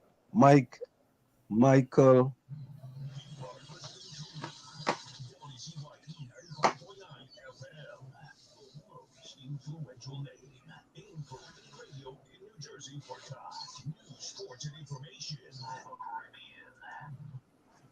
Okay, let me call one other guy here. Let me try this guy. They told my doctor, you not to answer your call. Yeah, them fellas saying, boy, I see that fella, that fella, that Wall Street fella, not me and he, now. I know why. Maybe I'll get Diana to call them. Let me see. I will let you all see Stormy on Thursday. He's getting fat. He don't like dog food no more. He want hot food now. Okay. Nah, boy, them fellas and them, like all of them band together, boy. He eat fried bake the other day. I don't have long explain. Anyway, all right, now I'm picking up. So, folks. Yeah. I shocked to see that in Trinidad and Tobago, you have to get a permit to go and use a park. What? You have to apply for something to go and use a park? Imagine if them tell me in this country they have a park away, and you have to go and apply to go and use a park away. I mean, if you have an event or something, I could see that. There's a picnic bench in them park of them. Yep, especially 4th of July, Memorial Day. Go there and enjoy yourself, go outside and sit down, spread a blanket out in the middle there and go and sit down and relax yourself. And people are skirt out the best a whole new and all that. Look, more oppression. When they go take off that TT pass, they have that on again? They still have it on? What is that? TT pass? Yeah. You gotta go Trinidad. You can't buy your ticket and just go. You have to go fill out a whole heap of wow. They want to know who your mother is, who your mother slept with, who he slept with, who your grandfather did. All them shit on the form. When they gonna do away with all that? But the sunshine was blazing this week, boy. They said the sunshine have an article called by Trevor Mendez, TNT Last Hope. Keith Christopher Rowley, as the 4th ruling PM of TT, has proven by a wide margin to be the worst prime minister whom society has ever been forced to endure. The current PM appears to be profitably supported by the criminal element in the society. As such, more concerned with profitability promoting their interests as opposed to the interest of the general public of TNT. Yep. Now terrified and at their wits' end in the face of ongoing rising criminal anarchy. After several lesser incidents, 2 recent acts of omission and commission by the PM Rowley serve to confirm the above statement of his tenure. His single-handed destruction of the POLSC, Police Service Commission, in which he compromised both the leader of said body as well as the president of TNT in his determination to ensure that the most effective commissioner of police upon the termination of his 3-year contract was not allowed to return to that vitally important office in which he performed so credibly. I refer, of course, to the Prime Minister Rowley's attitude towards Gary Griffith. Further, his replacement of a reasonably effective Minister of National Security is nothing but an expression of contempt for the long-suffering public. If that recently appointed Minister of National Security was growing his already considerable ponytail for the express purpose of hanging murderers proven guilty, one might have given the Prime Minister a passing grade on that appointment. Such, however, have proven to be far from the case, as an unfolding event reveal. Ever since Eric Williams utilized the discomfort of the lowest and most unruly sector of the society and via promises of improvement, rose to power in 1956, TNT has, as a result, faced a steady and dramatic rise in crime of every stature, both white and blue color. Under these circumstances, no iteration of the PNM has had the moral authority to control and outlaw the criminal element in our society, as evidenced by the same Rowley immediate predecessor, Patrick Manning, found it necessary to entertain criminal dons in a public, presumably to ensure their political support. Unless and until, therefore, public administration of both law and order, the economy, education, and health of TNT is invested in the hands of those citizens capable of equitably exercising such authority in TNT, this nation is doomed to further rapid descent into criminal anarchy. Having said that, the success of any such new political grouping decide to wrest the now listed ship of state from the PNM or UNC must of necessity be based on effective, capable, and experienced political leadership. Given prevailing circumstances, were he willing to accept the role, I can see no fitter candidate for Prime Minister after the 2025 election than Jack Austin Warner. The said Jack Austin Warner, been in and out of political office, have proven himself to be both honest and highly efficient, empathetic, capable leader of this society. I rest my case. Cry the beloved country. This fella is a madman. Why you say so? Jack Warner, come on, man. Why you say? But I will, you may not agree with him, but he doesn't have to be a madman. I mean, Diana, what they go? Diana, you really think that at his age, his advanced age, that Jack Warner could really stand up to be a prime minister in Trinidad this time? No, they need young blood.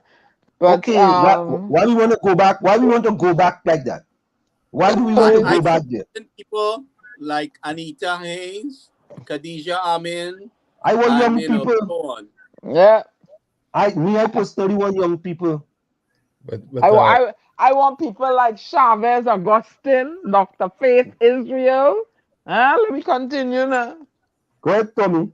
Ansel, I sent a video this week.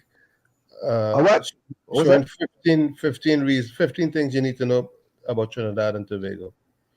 Oh, that's the YouTube video, right? Right, where they talked about 20% of the GDP is from the underworld. Yeah, the underground world, yeah. So the upper world is not going to put out the underworld. That's why they have so much human trafficking. That's why they have so many girls missing, so many people missing. I understand they have organ trafficking down there too. Lord, Father God, rest a hand. The devil really have a hand running down there, boy. Basically, they're saying that our proximity to the South American mainland puts us in that position as the main transshipment point. And there are two main cartels operating. I know where the yeah. I don't know where the but they're cartels that run the world too, Tommy. Yeah. All right. Okay. Cartels that run the world. So. but what happens in that little island is that a lot of crazy stuff take place because of the cartel activity. The corruption, and they're seated in certain positions, and they're look didn't they uncover somebody in the land section doing something, and didn't Andrea Barr allegedly lose her life because she uncovered so the corruption that is allowed to persist and go on there. That's why it would thrive. That's why the underbelly world will thrive so well. And then you get rid of a commissioner like that have the attitude of Gary Griffith, weeding out the bad ones inside the force and standing up to whomever. Mind he have his, I don't want to say the word on air, ways, right? Perhaps he was the man to put a dent in that. But your illustrious friend Anselm intercepted that list. You see, regardless of how you look at it, once this transshipment point remains, the pipelines remain open, coming with the contraband is going to be guns. Listen, me tell you something. The small man, ain't no small man again on the ground, okay? The small man is bigger than you think, all right? You know, we see. I was talking with Diana recently. We saw, the police commissioner telling people to seek help. The woman that is abused and killed, and seek help before you lose your life. And then when you go to the police station, it's so much a run around. Then the police, some momentum, the policeman was in the station, friend with their husband, and the message get back to them. And But you know, then it's like Gary, you have no trust. You can't even trust the police. The police supposed to contact social service and to secure you when you're seeking help over there. but Gary, I bet you Where's should the take some. resources in place? Gary, Go ahead, Diana. Go ahead. I bet you should take some and bust him upside the head. The police will come though, and leave him on the ground. The police, they will come. We They had will Karen come. Fitzgerald on here for a little while back, and They will come. she was telling us a lot of facts as to how this place works. I don't know if you remember. Gary Griffith. They said they opened a domestic violence unit. Well, that ain't doing nothing. And the women, where you running? You know the man you marry, and you turn out to be a Dr. Jekyll and Hyde. And you going running to the police station, only wasting time. The police Let me station, tell you something. you The way I knock see him, it, deal you with him, go to the and they go police for come. help. That's They supposed to be go a come. one-stop shop. Not go to the station, come back and see this one, come back and see that one. I ain't doing all of that. I dealing with you, and I pick up the phone. I call it 999. All you tell me now, 999. The man hit me, and I bust him upside his head. He's flat on the ground. Oh, and this is the address. Good. I bet you the police come. Diana, your friend from Washington just joined us. Eugene Julian. Well, good for Eugene. Glad he in Washington. Say Yeah. hello to him now. Yeah. Yeah, Eugene say Wall Street. There has to be a reason So for that Eugene, publication. welcome to the show. And what ideas you see in Washington that you would like to transfer into TNT that will help make TNT function to be a better country, Eugene? Can you tell us? The men, they're not listening. I don't know. All selling these women a dream. I grew up, like, we're going to have a guest Thursday night, right, Gary? I grew up in a house where I see firsthand, a man hitting. And I said, nah, me ain't going through that. You have to be as a woman, and the man is coming at you. If you're small and you're petite and you can't handle him, okay, you have to lay down and sleep. He must lie down and shut the eye. Yeah, but Diana, what I'm telling you, what my concern is here is that people run to the police and they cannot get no assistance. There is no resources to assist them. Okay, guy, you done say. You say what I got to say. You're going to the police. You're not getting no assistance. Deal with it. Deal with it. When the police come here on the ground bleeding. This is the man that been beating on me, do whatever. It's going to do what you have to do. Let the new attorney general come out, which is they have to do. You know what I'm saying? Since you're going to the police station, and right now I know of a friend of mine. Her daughter, oh dear, poor soul, I ain't calling her name, alcoholic. And the ex-boyfriend or wherever he sees he want to be beaten upon she and all kind of things. These are things women going through in Trinidad and Tobago.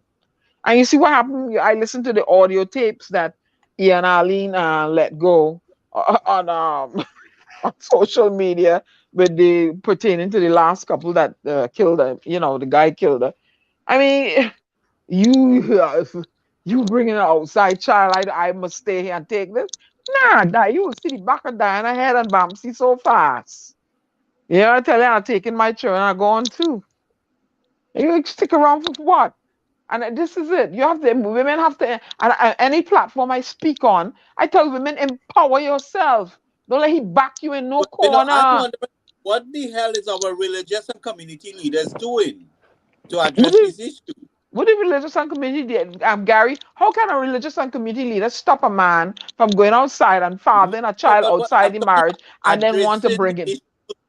Addressing the issues with the lack of proper response from the authorities to assist with helping to provide resources that these women can be extracted from the dangerous situation they are, right? Okay, I say, all right, once go to the police station one time and put it on record that the man is abusing you, you need help. They don't come fix all they do handle all the scenes. It's on Oh, record. good enough to preach on the pulpit It's on and play big and record. bad. When it comes to dealing with the real issues, you're not doing anything about it, or you're afraid to talk. And why all they beating up on the women anyway? Who give all the right to put all their hand on a woman? What they hitting the woman for? All they can't get along, go your way. Go let the doorknob hit you with the good Lord split you. Hasta la vista, baby. What you want to beat on the woman for? Why she come back to get her things? Let she get she things and go about her business. Me, I wouldn't want nothing. You could keep it. Because I don't want to see you and don't come around me because I'll be a very dangerous cobra then. Right? Don't come around me. I don't want to come around you. You have money to go and get the court. I'll get it from the court. Why? How it escalates to this? That you're murdering women and you have to beat on a woman and all this nonsense. Woman Yeah, has all damn, this a lot stuff. of these women, not all, a lot of these women have no resource to turn to. No resource to turn to. They are encouraged to take the licks and fix things. Encouraged to take licks. Resource. So There we are plenty have to put resource an in end to the this house kind of nonsense to put that's a going stop on. to his foolishness. There are plenty resource in the house. I don't believe so. You, if you want out of something, you can get out of it. You have to put up with him and his foolishness. No, I believe so. I think I'm boiled up. Look, I don't know. I mean, I see and I hear in 2022, women getting killed by their significant, and this is a woman you're married, significant other. You're supposed to love and protect her. But you're turning around and you're abusing the woman and beating on her and all kind of madness. All you're telling me. Where's it's coming from? We can't get along. Let us go. What about women that is beat on men? When women is beat on men, well, Yeah, maybe one tail cutting. You don't know. Oh, okay. You know, some men aggravating, you know. Some men just feel like taking a frying pan and slap wrong the head, you know, to do some Diana, foolishness, you know. when the shoe is on the other foot is a different story.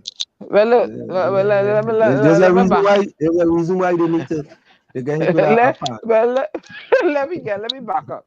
I never meet a fool to come out of his shoes and say he gonna hit me. Because all they wouldn't have been talking to me now, I might have been in some jail rotting. Because I don't play. Right? So a woman, boy, child, not safe around me. Especially if you're a beater. And I don't know that. Yeah, I don't think any man should put his hands on a woman. Nope. I think if you had to put your hands on a woman, you're a weak man. Yep. That's the goal. You don't even need to be with her. If you have right. To beat her. And a woman shouldn't put his hands on a man either. I ain't gonna put my hands on you if you don't put your hands on me. It works both ways, Ansel. No, but you see, no, but that is you. But I'm talking about there are women who just beat up the men. Yeah, he must deserve a lash. No. Nobody deserves. How you mean? You always do some foolishness that deserve a lash. Oh, okay. So women does only do good things. Women does all things. We don't. All it is do some stupidness. Go out there and make a child. Jada Pinkett was doing good things in Will House. That is her acre of land and her house. Oh, that's what it is. Okay, so it's not Will House either. That he wasn't living there at the time. Oh, he wasn't living there? They were separated. That is her house and her acre of land. She can do what she wants with it. Will choose to leave. I'm not making no excuses. Will choose to leave and go and live somewhere else. She needed fixing, and she find a young buck to fix her. And what's wrong with that? I listened to that video today, and the fella said, "Will slap the young person." He should have slapped Jada Pinkett for what? Bringing one of his I think one of his son's friend in the house You know? And you see jumping that, in his sack with it. and that is the double standard that exists. Because if every time a man chooses a younger woman, oh, it's a sense, it's a show of virility, and but the minute a woman chooses a younger man, that's a no. Who said that? I never said anything about that. No, you never said that, but in society, that is a Yeah, consensus. but I was just talking about hey, if anybody should have get a slap. No, she shouldn't get no slap. But the thing about why? Let's go back to Trinidad. With all the bills and all the gallivanting in the parliament, we don't see no results in that resolving anything. More resources to the people that is accessible. But you know, I mean, so they're wasting our time. You know, Gary, you say that, right? I hear. You gotta give me that song kicks in parliament. Yeah, we have it right here. I hear Dominic Romain on Baking with Dominic Romain on Sunday. Is it Dominic Romain, boy? No, this morning. Is a baker now? No, I think it's Cooking with Dominic Romain. Watch it there. The TTPS heading down a very slippery slope right now. Watch it. But Gary, listen to this, right? I hear Dominic Romain talking about the transformational leader, Fali Chavez Augustine, and saying that, oh God, you see, he gone to the chief secretary house and he want to renovate this, he want to get a bed, and he want to get this. And I say, boy, why are they so deceitful? But the man wanted it. That's why people send them to fix things. But listen to this. Yeah. He's deceitful, disingenuous, and I was gonna say, I'm very disappointed. Didn't the Prime Minister renovate the Prime Minister residence in Trinidad?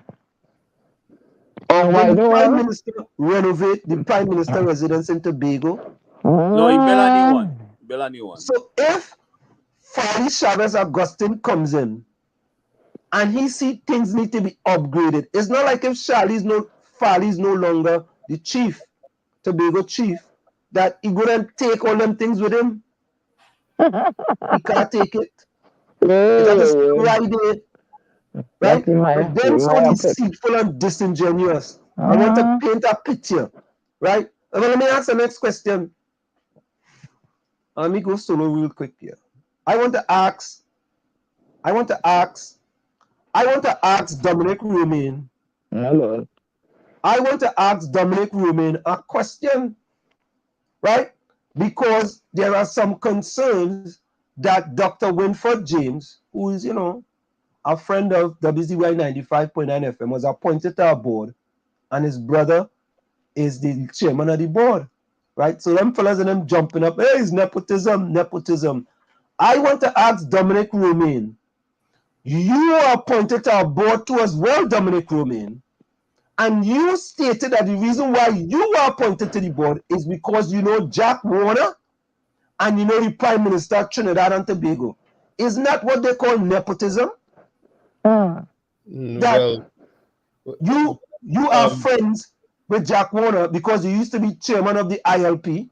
I think it's Anselm, I think in putting it in perspective is more family. Tommy, look up the word nepotism. I look it up before I make this. Let me look it up for you. I look it up before I came to this conclusion. Family. You understand? Huh? It includes family, yes. Hold on. Let me look it up for you. Nepotism. Huh? It includes family, yes. But listen to this. Yep. But nepotism. What happens is that Dr. James has been an advocate against nepotism. And listen to it, Tommy. Tommy, listen to it. The practice among those with power of influence favoring relatives or friends, especially by giving them jobs.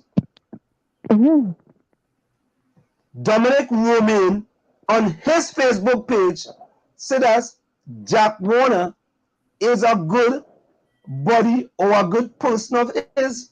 He says he has friends in high places. Jack Warner and Dr. Keith Christopher Rowley, the blackest man in Trinidad and Tobago. His words, not mine. But we know that it has always been a practice that friends are appointed to boards in Trinidad. But that's what it is. Newman George is the chairman of Paria. his wife, right, is sitting in the parliament, right? She's the speaker of the house. She's the speaker of the house. So when Dominic Roman and they want to come with, Winsford James had to resign, Dominic Roman had to resign too. You have to resign, Dominic Roman, because you were appointed because of your friends in high places. That is nepotism too. Yeah. So it's nepotism is not only family, it's friends as well. But in James' case, he's one who always talks against nepotism. I mean, we know this. So what is this? So what is this they want him to do? He always. No, let me go further. The chairman of the opposition chairman of the THA House, Morris, I think is his last name. His wife was working for the THA, and it appears that her position was a politically appointed position. Correct. It appears, yeah? And whenever you will get a politically appointed position and your party lose, cancel Christmas, it's over for you. It's done. Because it's I don't care how much qualifications you have, it's done. It's just like if you're on a board, it's done. So when you listen to them fellas and them fellas and them are so disingenuous. It's so disingenuous, right? And they don't want to speak truth to power because they could only say certain things, right? I want to let people know he was appointed to our board too. I want to let people know that, right? See, and we all know that the PNM uses that strategy time after time to destroy their opponents. They create how you said couture. Yeah. Yeah, they create. I mean, it's been a strategy that worked. It worked against Robinson and destroyed the Dar, which was probably one of the better. But Tommy, you are right. Here's the next thing, right? Andy Williams, and that's why I wanted to call him. Andy Williams called Dr. Rowley Chief Kunumunu, right? And Chief K. I don't want to say that one, right? K, Kakahol, right? He called him that. And I find that was kind of harsh, to be honest with you. But the same Dr. Keith Christopher Rowley called people in the opposition imps, pimps, and chimps. If he, as a matter of fact, let me put it up here. I have it here. I had to save them kind of thing because them thing and them goes back in history. Is this it here, boy? But that's we know good and well that's part of the culture. You're talking about the Godfather in Osa Costa? It could be wrong, yeah, and it is wrong, but that's the way the culture rolls. No, that's name not calling, mudslinging, misinformation, manipulation of the press. Hey, that's how it works. That's what gives them the power. Is this it? No, that's not it. I had it in here. What did I do with it? Let me do something. Go ahead. Let me search for it. Let me search for this. I want to search for this. No, I want to search for this. Is the king of it. What's because and he not afraid you or anybody. He big and bad. You better fear God. Better fear God. That's all I'm gonna tell him. Dr. Rowley is boss. You better fear God. The Constitution and the way things work, the playbook that they work with gives them that kind of authority. And there's nothing we could say or do about it until we change the playbook. Absolutely. Better fear God. They manipulate the situation every time regardless of who gets power, they can manipulate the situation. Whoever's trying to make serious change, they're in jeopardy. Remember what Rodney Charles told us when I asked why didn't the partnership take full advantage of the opportunity to adjust that playbook? It made sense to me. I thought about it and it made sense. Yeah, I don't know what I did with that quote. Because y'all, the Trinbagonians, let me leave the Tobagonian, them tap and say what they want. The Trinidadians, they're all party line. They're not interested in changing nothing. That's why they're going to get back the same thing, suffer under this man. But a whole heap of riot coming soon, Mark my words. Listen to this. Listen to this, right? Listen to this. But the opposition leader wants to get around that by bringing the president names into parliament in a substantive motion so that she and her imps, chimps, and pimps can scandalize the president in the worst way. The UNC is part of the politics of this country. We are not. We are the PNM and we'll have none of it. So he can call people imps, pimps, and chimps. All you see there? You see that? All you see it? Right? And you can't do nothing about it because but no, Gary, the point is compare and contrast. When Andy Williams called him Chief Kunumunu, right? All them PNM people upset.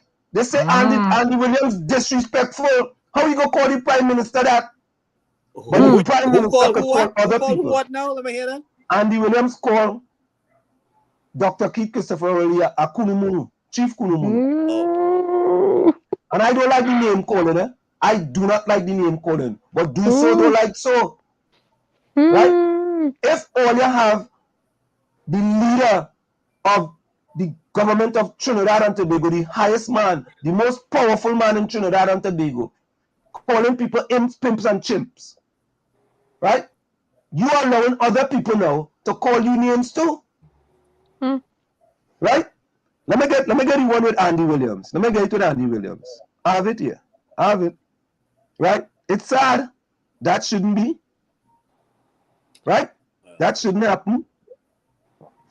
We should stop calling people names. These are your friends. My friends. You have friends in all corners, you know. Oh, Lord. That's the P on them. That's a Costa partner. The P on them. You see? All right, look at here. You see, the thing is supposed to be about. Hold on. It's about country. They tell you it's about country, right? Everything is about, this is about country, that is about country, right? I'm going to send this to myself here, sending this to myself. All right, because I want all you to hear it for yourself. You see? Because that's what I'm saying. In the country, we need to stop this type of behavior. We need to stop the name calling, right? We need to name calling people names. A fish don't rotten from the tail. It doesn't. It doesn't. You know? And until we stop that Don't call me after 10 o'clock in the night, but all they call me all they want. I go handle all my scenes. I go handle my scenes face to face. You see, you could call people names, right? And when other people call people names now, you could say, people say, oh God, why the disrespectful is the Prime Minister. Yes, the Prime Minister. The Prime Minister have to be respectful too. But look, they call me a UNC dog. Your PNM people call me a UNC dog because I was helping stranded and feeding people and doing good things for my fellow Trinbagonians. Because there was no stranded citizen, Diana. We were lying about UNC dog. Yeah, I make up that story. Yeah. They know there wasn't no young lady. Empirical evidence. Yeah. No empirical. Okay. Yeah. That was the favorite word. There's no empirical evidence. You joined the straight curry mouth guy against. Yep. All kinds of stuff. And as a Bajan, and why don't mind my MC business and all kind of you and your PP on them people. I don't know what's wrong with you now. No, you see, you're being disrespectful now. I don't know what's wrong with you on them. And some had to verify tonight that he was still up here. You hear that? You see, all disrespectful now. But that's what it was called them in the media. Not me. I see it in the media. No, but why you have to be disrespectful like them? The Balize drinking red guava juice. All right, listen to it. You gotta put Bishop to that man, real powerful. Reverend Bishop. Yeah, well. Yes, man. Yes, man. Play it, let me see now. Whoa. You gotta put Bishop to that man, very powerful. Reverend Bishop. Yeah, well. Yes, man. Yes, man. Play it, let me see now. That's what Andy Williams called him, man. And he having the fella repeat what he called them. You understand? And that is the problem we have in Trinidad and Tobago. Right? We have too much name calling. And people calling people all kind of name. Right? And when you call people name, you shouldn't be upset. Or people who support you shouldn't be upset. But I hear then Farouk Khan said Dr. Rowley called A&R Robinson a Kunumunu. Was it him? I couldn't recall that. I know that's what we just do. We into name calling, call each other names, all kind of names. But I always say, if you are the prime minister of the country, right, you have to take your standards higher than everybody else in the country. Yeah, but you know, but my up until this day, in all emergency situations that I've seen in the country, I don't see a coming together. I don't see a sense of urgency. I don't see no leadership. Nope. We so big and bad and educated and we so highly intelligent and we so great. And when the times come to stepping up to handle a situation, you got to cuss and fuss to get somebody to do something. Yep. I see Felix Alexander on a live there, calling everybody, calling this one, calling that one again and again and again, and they're raising the issue and making a distress call and SOS and no response. I didn't want the Prime Minister to come there and do a press conference. I want the Prime Minister to come there and grab a hold of the situation and deploy resources and tell the Minister of National Security that what he has to do and what you want from him and Stuart Young and all of them. You know, make a distress call to the country that we need all available, capable people and resources to respond to the situation. I didn't see that. Don't come after what the people dared to make a press conference. I wanted to see leadership in a rescue operation, and I still don't see that. They don't care. You know, it's big talk. Like Sham Fakojo say, nobody lives there, Gary. You see, Gary, so there was nobody down to the bottom of the ocean too. Yeah. Socrates says, when a debate is lost, slander becomes the tool of the loser. When a debate is lost, slander becomes the tool of the loser. And that's what normally happens in Trinidad and Tobago.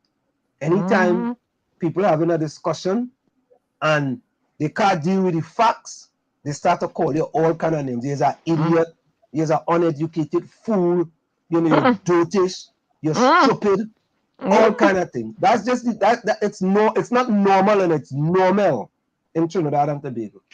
Albert Montano says we have fet march in the Savannah between 1960 and 1991 and picnic in the botanical gardens without any of this. I used to go in the botanical gardens.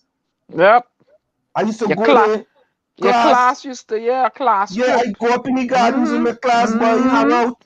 Not a good horticulture society to get a pass or a permit to go in a public place. I meet a whole bunch of other schools there sometimes. Yeah, we used to have class trips to the Botanic Gardens and the zoo. Yes. Yep.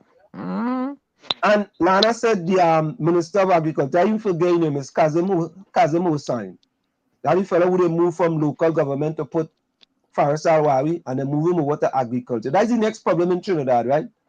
Right? You don't have to have no experience in that ministry, and they just put you there because you might be a financer or you might be able to bring certain votes, so they put you there.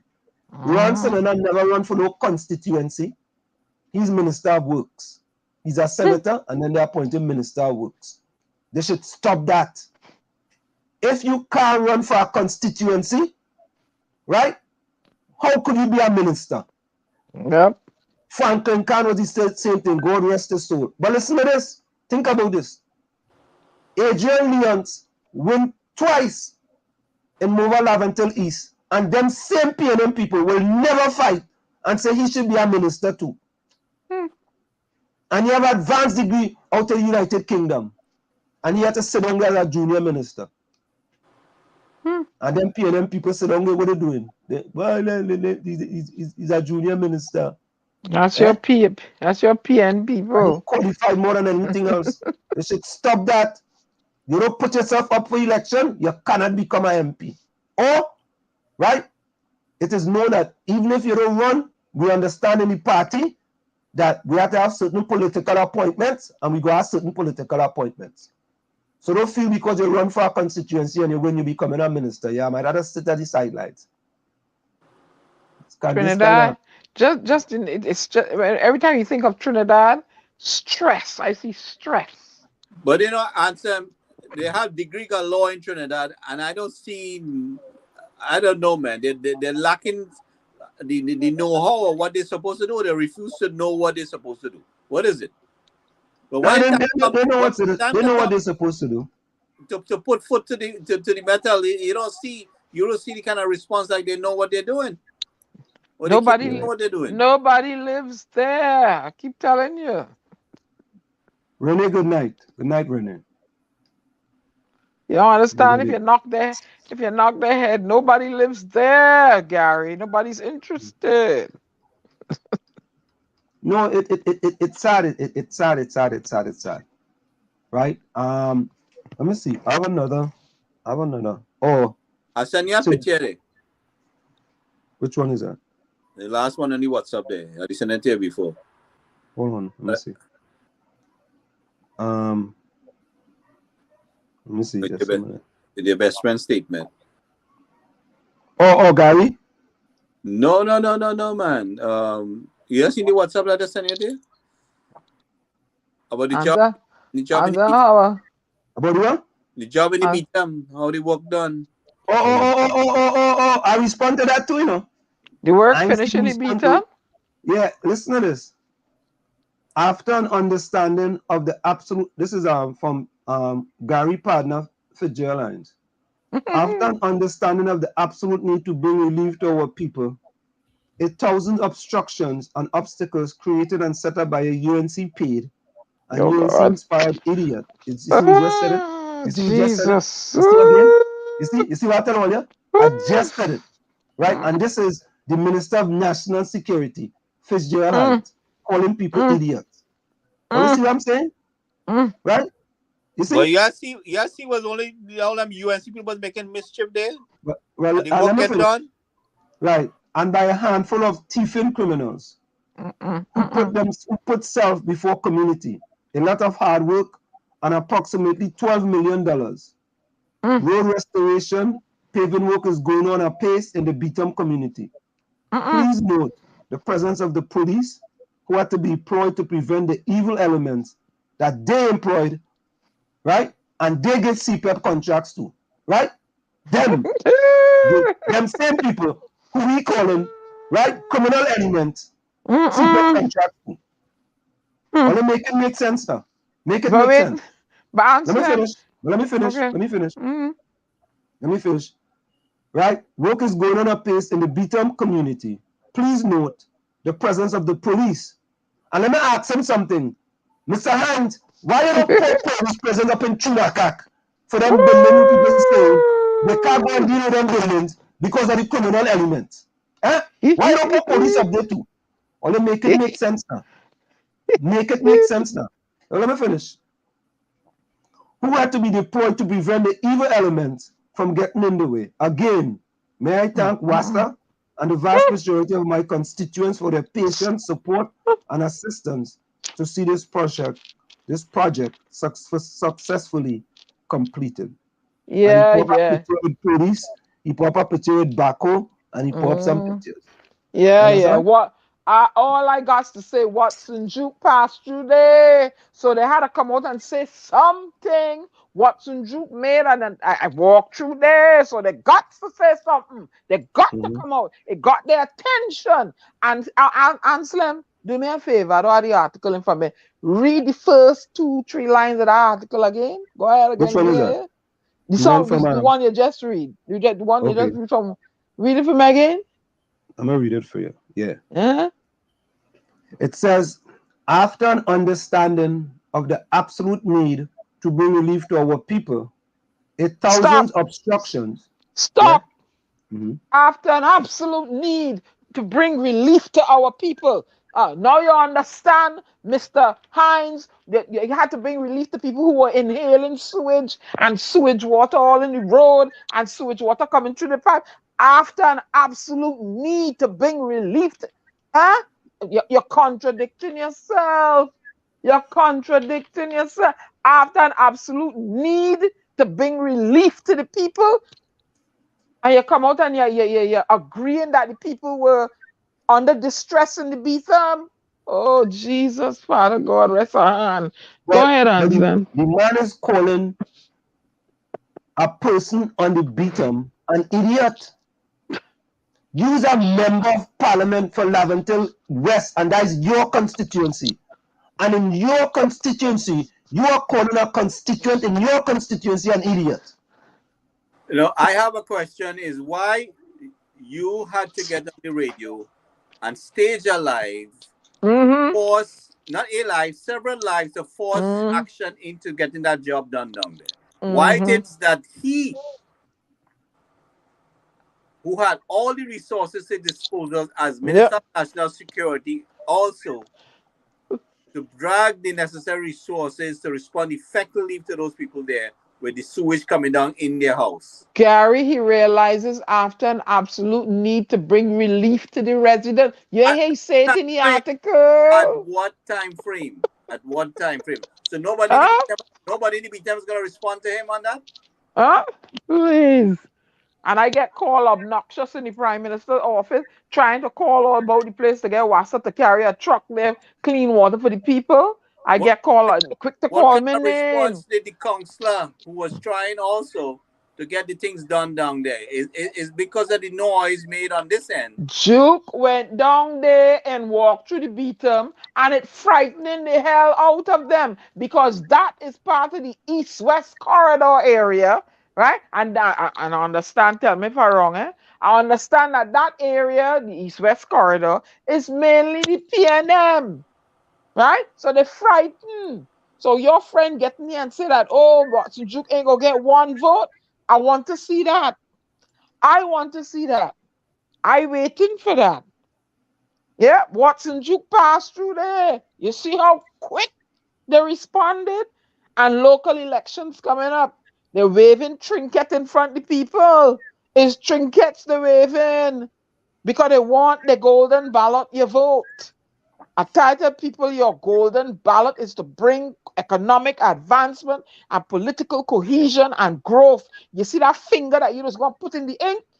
Think before you put it in what ink you put it in there, because it's going to make your life better. You want a better life. You don't want to be begging them for ham. You're not a hamper people. I know my Trini people. You're not a hamper begging for people for hamper. All you just do all a little hustle and sell and thing and all that. All is not no hamper begging people. So all you fix it all yourself. Fix it. And if they're not doing for you, give somebody else a chance. And if they don't do it, you skin them out too. That's what I say. So today, the Prime Minister received the island-wide power outrage report, right? So here it is. Hold on.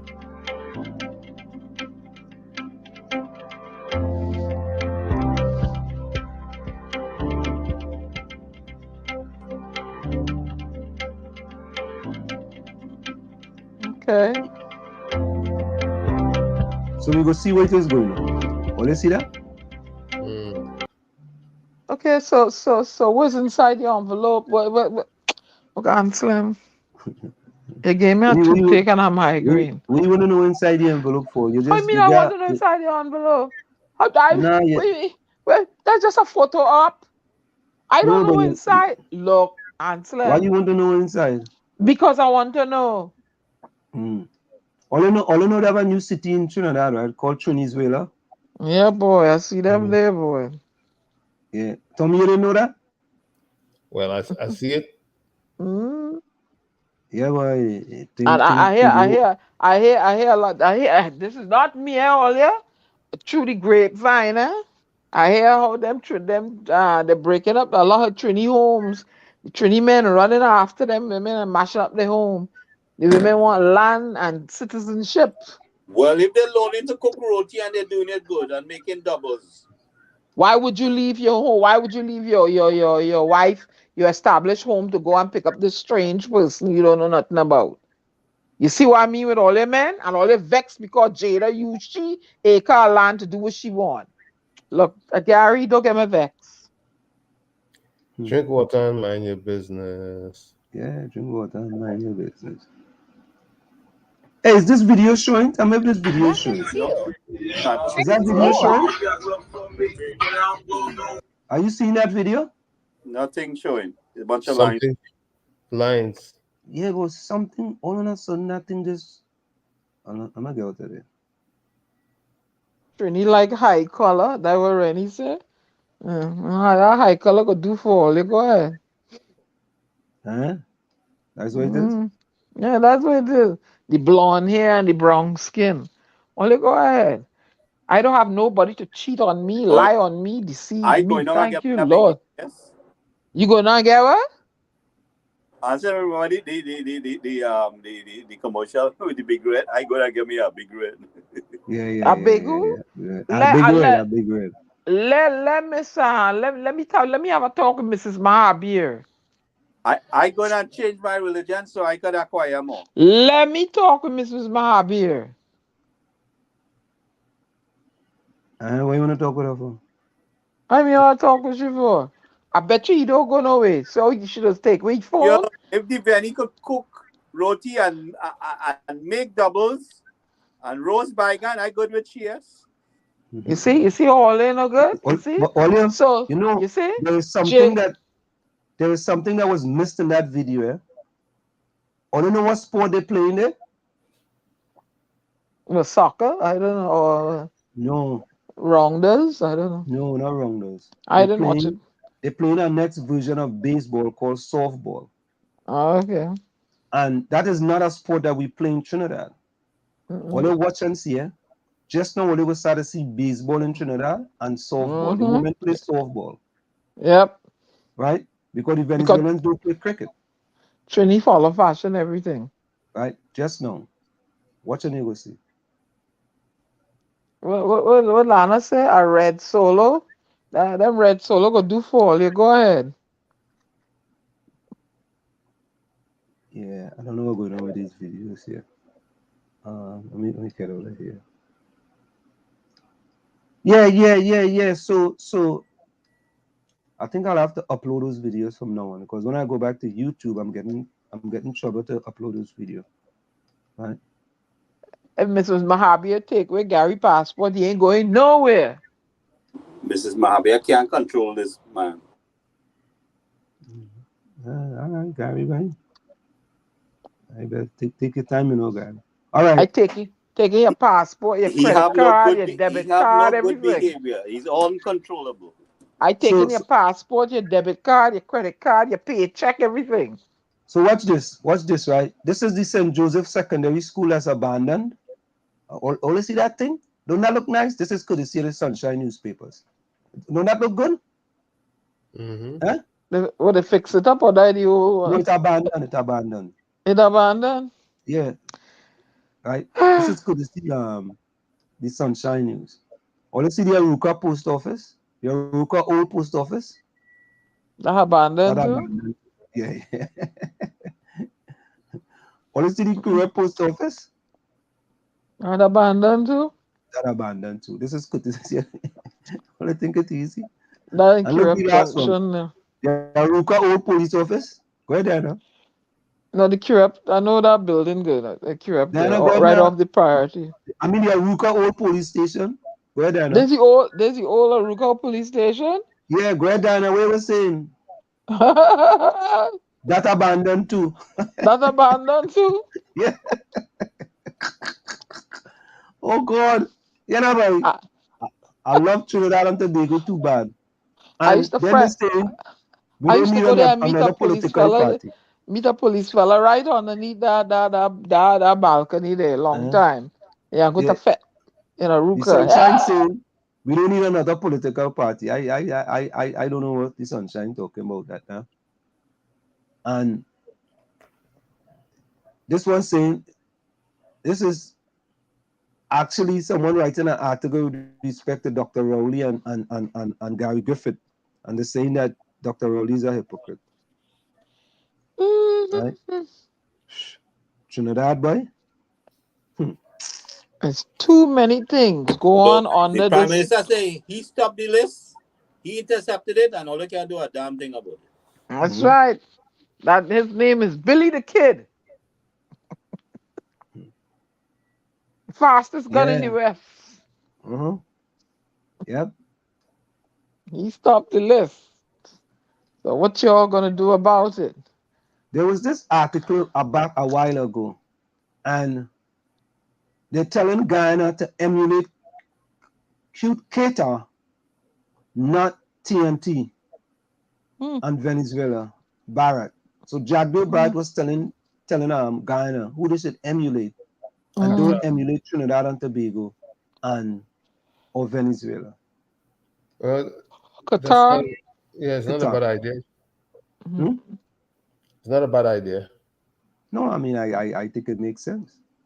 I think it makes a lot of sense. You know? And you all know that Dr. Rowley called for reparations now, right? After one of the transformational leaders follow fashion.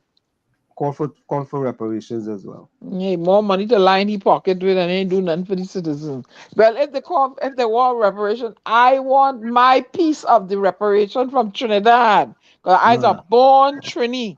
So I want my check. I want my 40 acres. I want a mule. I want a Benz. Nah, you ain't getting nothing from there. How you mean I ain't getting nothing from there? I want my 40 acres. I don't want it where there's flood. I want it out in what their name now? What's that? What Marval name now? Marval? What their name? Where the rich areas all they helping Lana out in Goodwood Park, West Oh yeah. I want my 40 acres out there. Okay. That's where you want it? Or maybe I'll take 40 acres in Tobago, Palatuve. You might get piece of the botanical gardens. You might get piece of that. I want my 40 acres. I don't want no damn mule neither. I don't want no René Mohammed says, Dana, where I'm from, I'm known as Short Man Billy the Kid. Short Man Billy the Kid. Oh Lord. That's what he says. Right? Oh, he the fake man? Can we say No, sorry. I'm sorry. Sorry, I thought that I saying that's why he just grow fig then. Can we say if you want palmis? Palmis, Dana, you can get palmis. You want palmis? The palmis is now? Outside of Sound. Where palmis is? Outside Sound. Okay. That's too much of hills, carries. I ain't able to climb too much hill in my old age. Huh? But Palatuve is hilly too, so what I talking about? Lana says she know a Guyanese who married a homeless man to get her papers, then divorce him. Oh shoot. I hear they're paying enough money to get the citizenship down there. Should I could marry a Venezuelan man there? Nah, me want no headache. I could. Yeah, Albert Montano said the next mayor of Port of Spain could be a Venezuelan after they get their citizenship. That is true, you know. So let's go for a quick station identification. All right, Carissa, I'm mixing up my men. Sorry. Yeah, mixing up your men and them. Let's in the village with the DAG Triplets on WZYE 95.9 FM. Let's go for a quick station identification. We'll be right back after this short message. Stay constant, don't go nowhere. You're listening to WZYE 95.9 FM. You are listening to WZYE 95.9 FM, the most influential name in Caribbean radio in the tri-state area. Broadcasting from East Orange, New Jersey, the most influential name in Caribbean radio, WZYE 95.9 FM. Lana says Diana, they're paying $20,000 to marry in Trinidad to get citizenship. What? Yeah. 20,000 plenty, boy. There's plenty money they're gonna. Is US? No, I think TT. Nadia says Gary only saying that. God. Nadia getting on Gary case, boy. What is that? Well, where the fake man is? I know his name begin with R. Where the fake man is? All I know where he gone. You find another woman or Ramroop. I think it's Richard Ramroop. Well, I see come here with my fig. You know, long I waiting to come home. You ain't sell enough fig yet. You know, long I waiting to come home, Richard. Oh God. Lana wants to know if the report of the poor outrage will be given to the opposition. I sure they will get them. The fig man going to Tobago? Who you going to Tobago with? He didn't ask my permission. Yeah. Sharon says, yes, the PLM is scared to see Duke in their area. Yep. Okay. Got that right. Lana says Duke could beat them from the PLM. Oh, sorry, Rennie. I'm sorry, Rennie. Rennie said I'm blaming he for fig. Yeah. Lana wants to know how many vehicles did America donate to the Tanapuna Regional Corporation for the floods? I don't know that, but hey, Ulrich here? I didn't see Ulrich. Ulrich come true. Lana, Albert says, Gary in the PNM, you told the line and all independent people don't stay. Yeah, I no joke. That truth to power there. Listen here, Rennie, Richard, all is R. I want my fig. Okay? Good. Anthony Medford says, Anthony, welcome back. Ansem, wake up. Gary, stay strong. Diana, much love. Oh, God. Go on. And what? Tommy, I'm going to ignore you, boy. That's okay. That's good. I got enough love. Hey, look, my partner Ulrich said, good night, everybody. Yeah, Ansem, I totally agree with you. We totally agree with. I don't know, Ulrich. When Ulrich agree with me, I'm good enough. Got everything. Hey, Rose, good night. But Carice, you tell Richard I want my fig. I'm tired waiting for these fig now. Alright? Good. I need to come home. I need to come home and get Seabad. Yeah, you ain't selling enough fig yet? We eating the fig or? Nah, it's Richard Ramroop, man. You get any wrong person. You get buddy. Albert Montano says, Ansem, I was told I should not be in politics, and the PNM will tell you that also. You know, a person tell me to waste my time. You know? Go and do something else. Yeah. But when they call your number, you just say, thank you for calling the future Prime Minister of Trinidad and Tobago. I know that is be teeing off your PNM people. The first time I called the number, I said, really? I said, let me call back the number and make sure I get his message right. The future message. And he's busy working on his manifesto. I say, Anselm, smoke some D-roll, some kind of tea and to drink. My mother got a voicemail one time. She says, why you have that on your phone? Eh? Why you have that? I said, Mommy, I mean, why I have that? I have aspirations. She said, why you don't take that thing off your phone? I said, Mommy, you learn something from Chumaka Clavante, you know? You know what I mean? Sharon says, what about Keith mocking people? Yeah. What? Yeah, tell Richard I waiting. I want fig and I want my ticket to come home. So he had to hurry up. Maybe he had to switch and sell Chenet. Oh, what about it? Lana want me to take off a PNM red jersey and put on a PDP jersey, right? Yeah, I want a PDP jersey. I wonder we go get one, boy. You want one? How do you mean if I want a PDP jersey? I'll get you one. Because the PNM are interested in giving me my ID card. Yeah. I don't UNC. I don't know. You know what I'm saying? They may have no power. So I go down and work with the PDP. Oh, Nadia say Rowley too wicked, but you go, hello.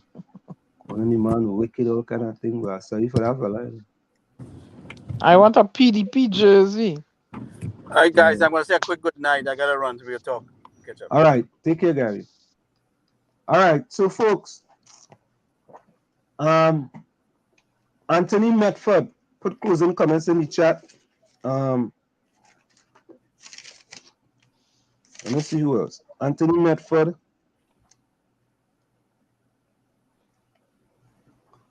I had Rennie last time. Rose, put closing comments in the chat. Rose, Anthony Medford. Rose coming late. Yeah.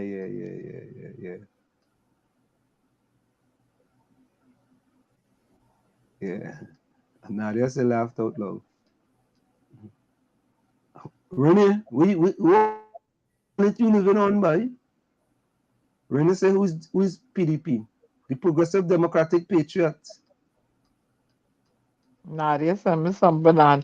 Nadia, them is banana. I want fig. Okay, good. Yeah, Nadia.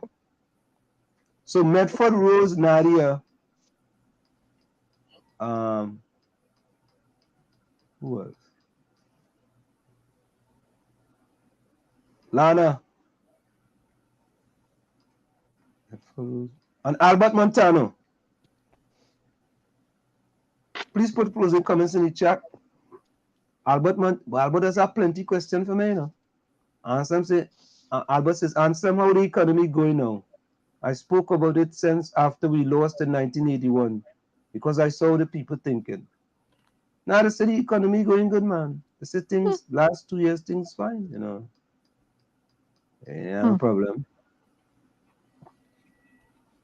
Lana says rainy season coming soon. It will have flooding. Watch and see what the government will do. They wait for flood. You go bring in electric cars. Go ahead. Put the way. Huh? Yeah, you can bring in the electric cars and park them on the road. Diana, Carrie said if she see Richard, she go tell her you looking for him. Yeah, tell him I want my fig. I don't want banana. I want fig.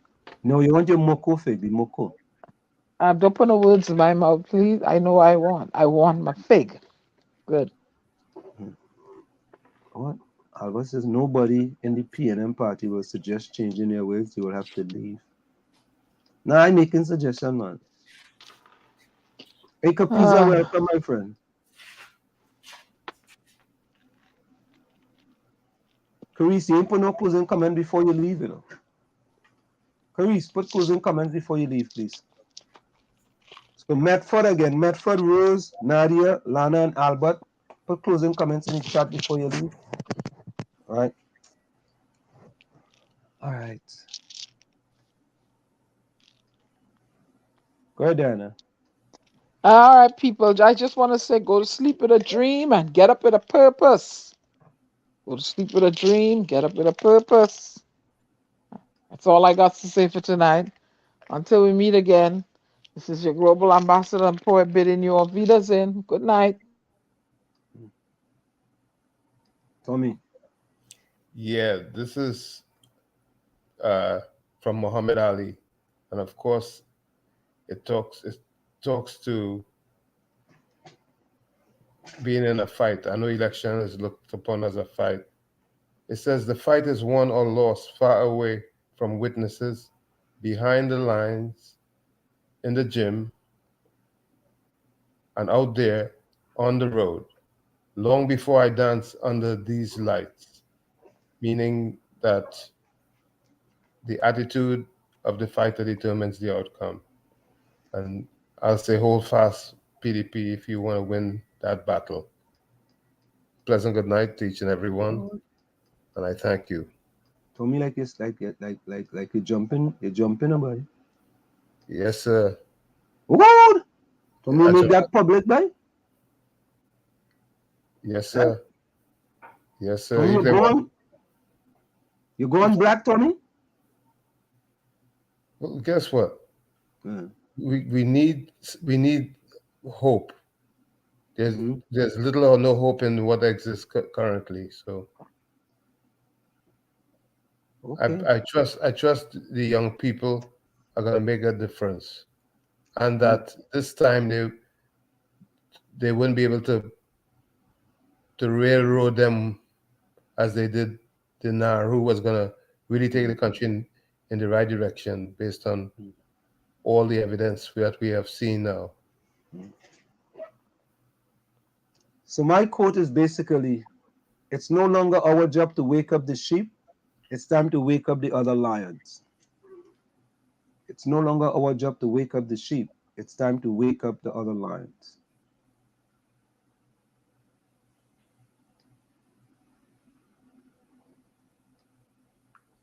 Correct. Somebody other song we want to go out with? What song you guys want to go out? Didn't Gary say In Parliament it kicks in? Oh, yeah. All right. Yeah, we'll get that one. So Lana's closing comment is, blessings, good night to all, stay safe. Always a blessing to be in a village where we keep it real and talk truth to power. Love you all till we meet again.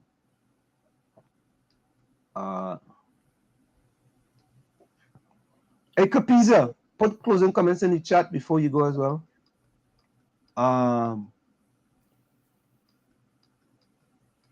Rene says, we are all one people under the same sun. Peace and love to everyone.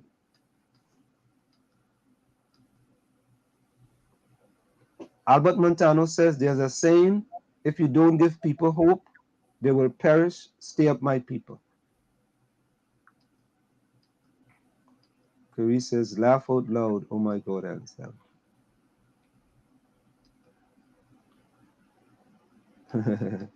Lana says, when you go black, you don't go back.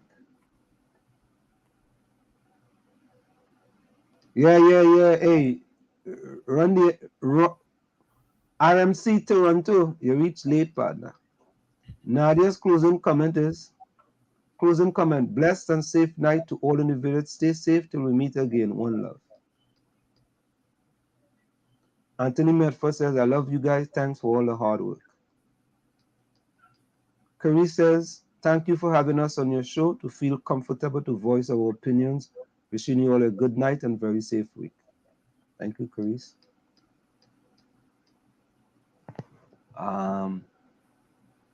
The kicks in Parliament. Yeah, that is Explainer, yeah. Explainer kicks in Parliament. KICKSIN. Kicks in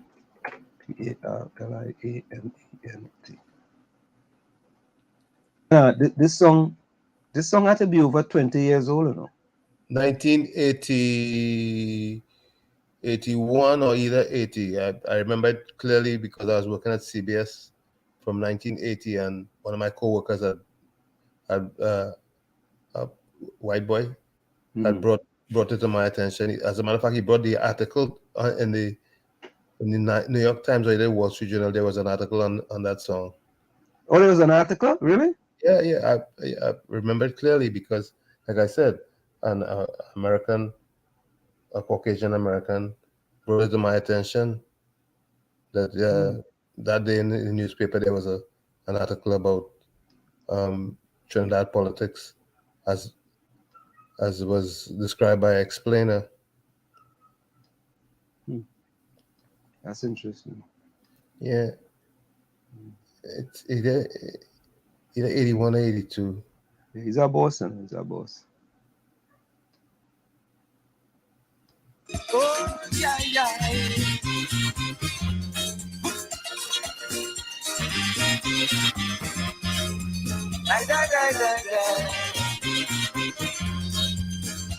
I think the government in this country should treat the people more seriously when they have their parliament meeting. Something constructive should be happening. I visit them one evening in the parliament meeting. But what I see happening, like these people high over cocaine. Why is the speaker speaking? In Parliament, the Vixen. Eric with a newspaper reading. In Parliament, the Vixen. They want to stop old people from driving. In Parliament, the Vixen. Get the long say joke they're making. In Parliament, the Vixen. Fixing all the time. Blowing everybody mind. Fixing all the time. Blowing everybody mind.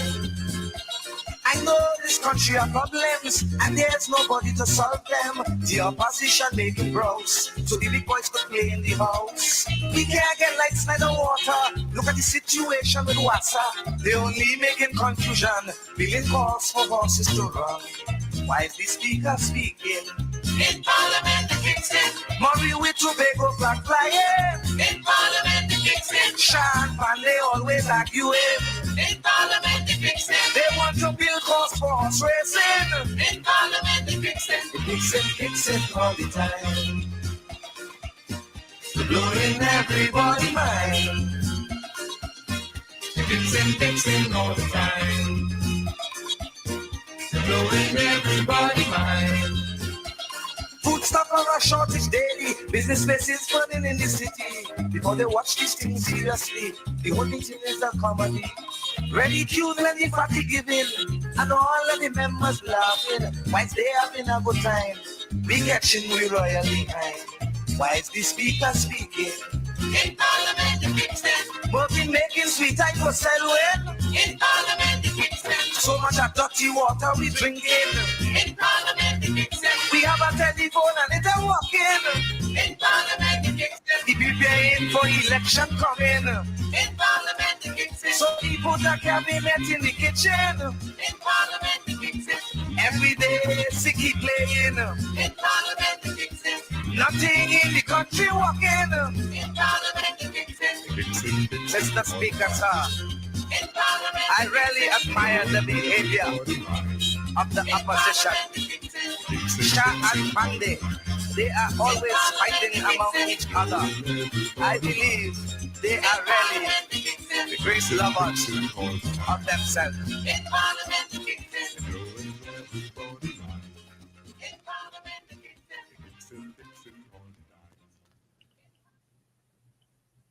CRM, it stands for Customer Relationship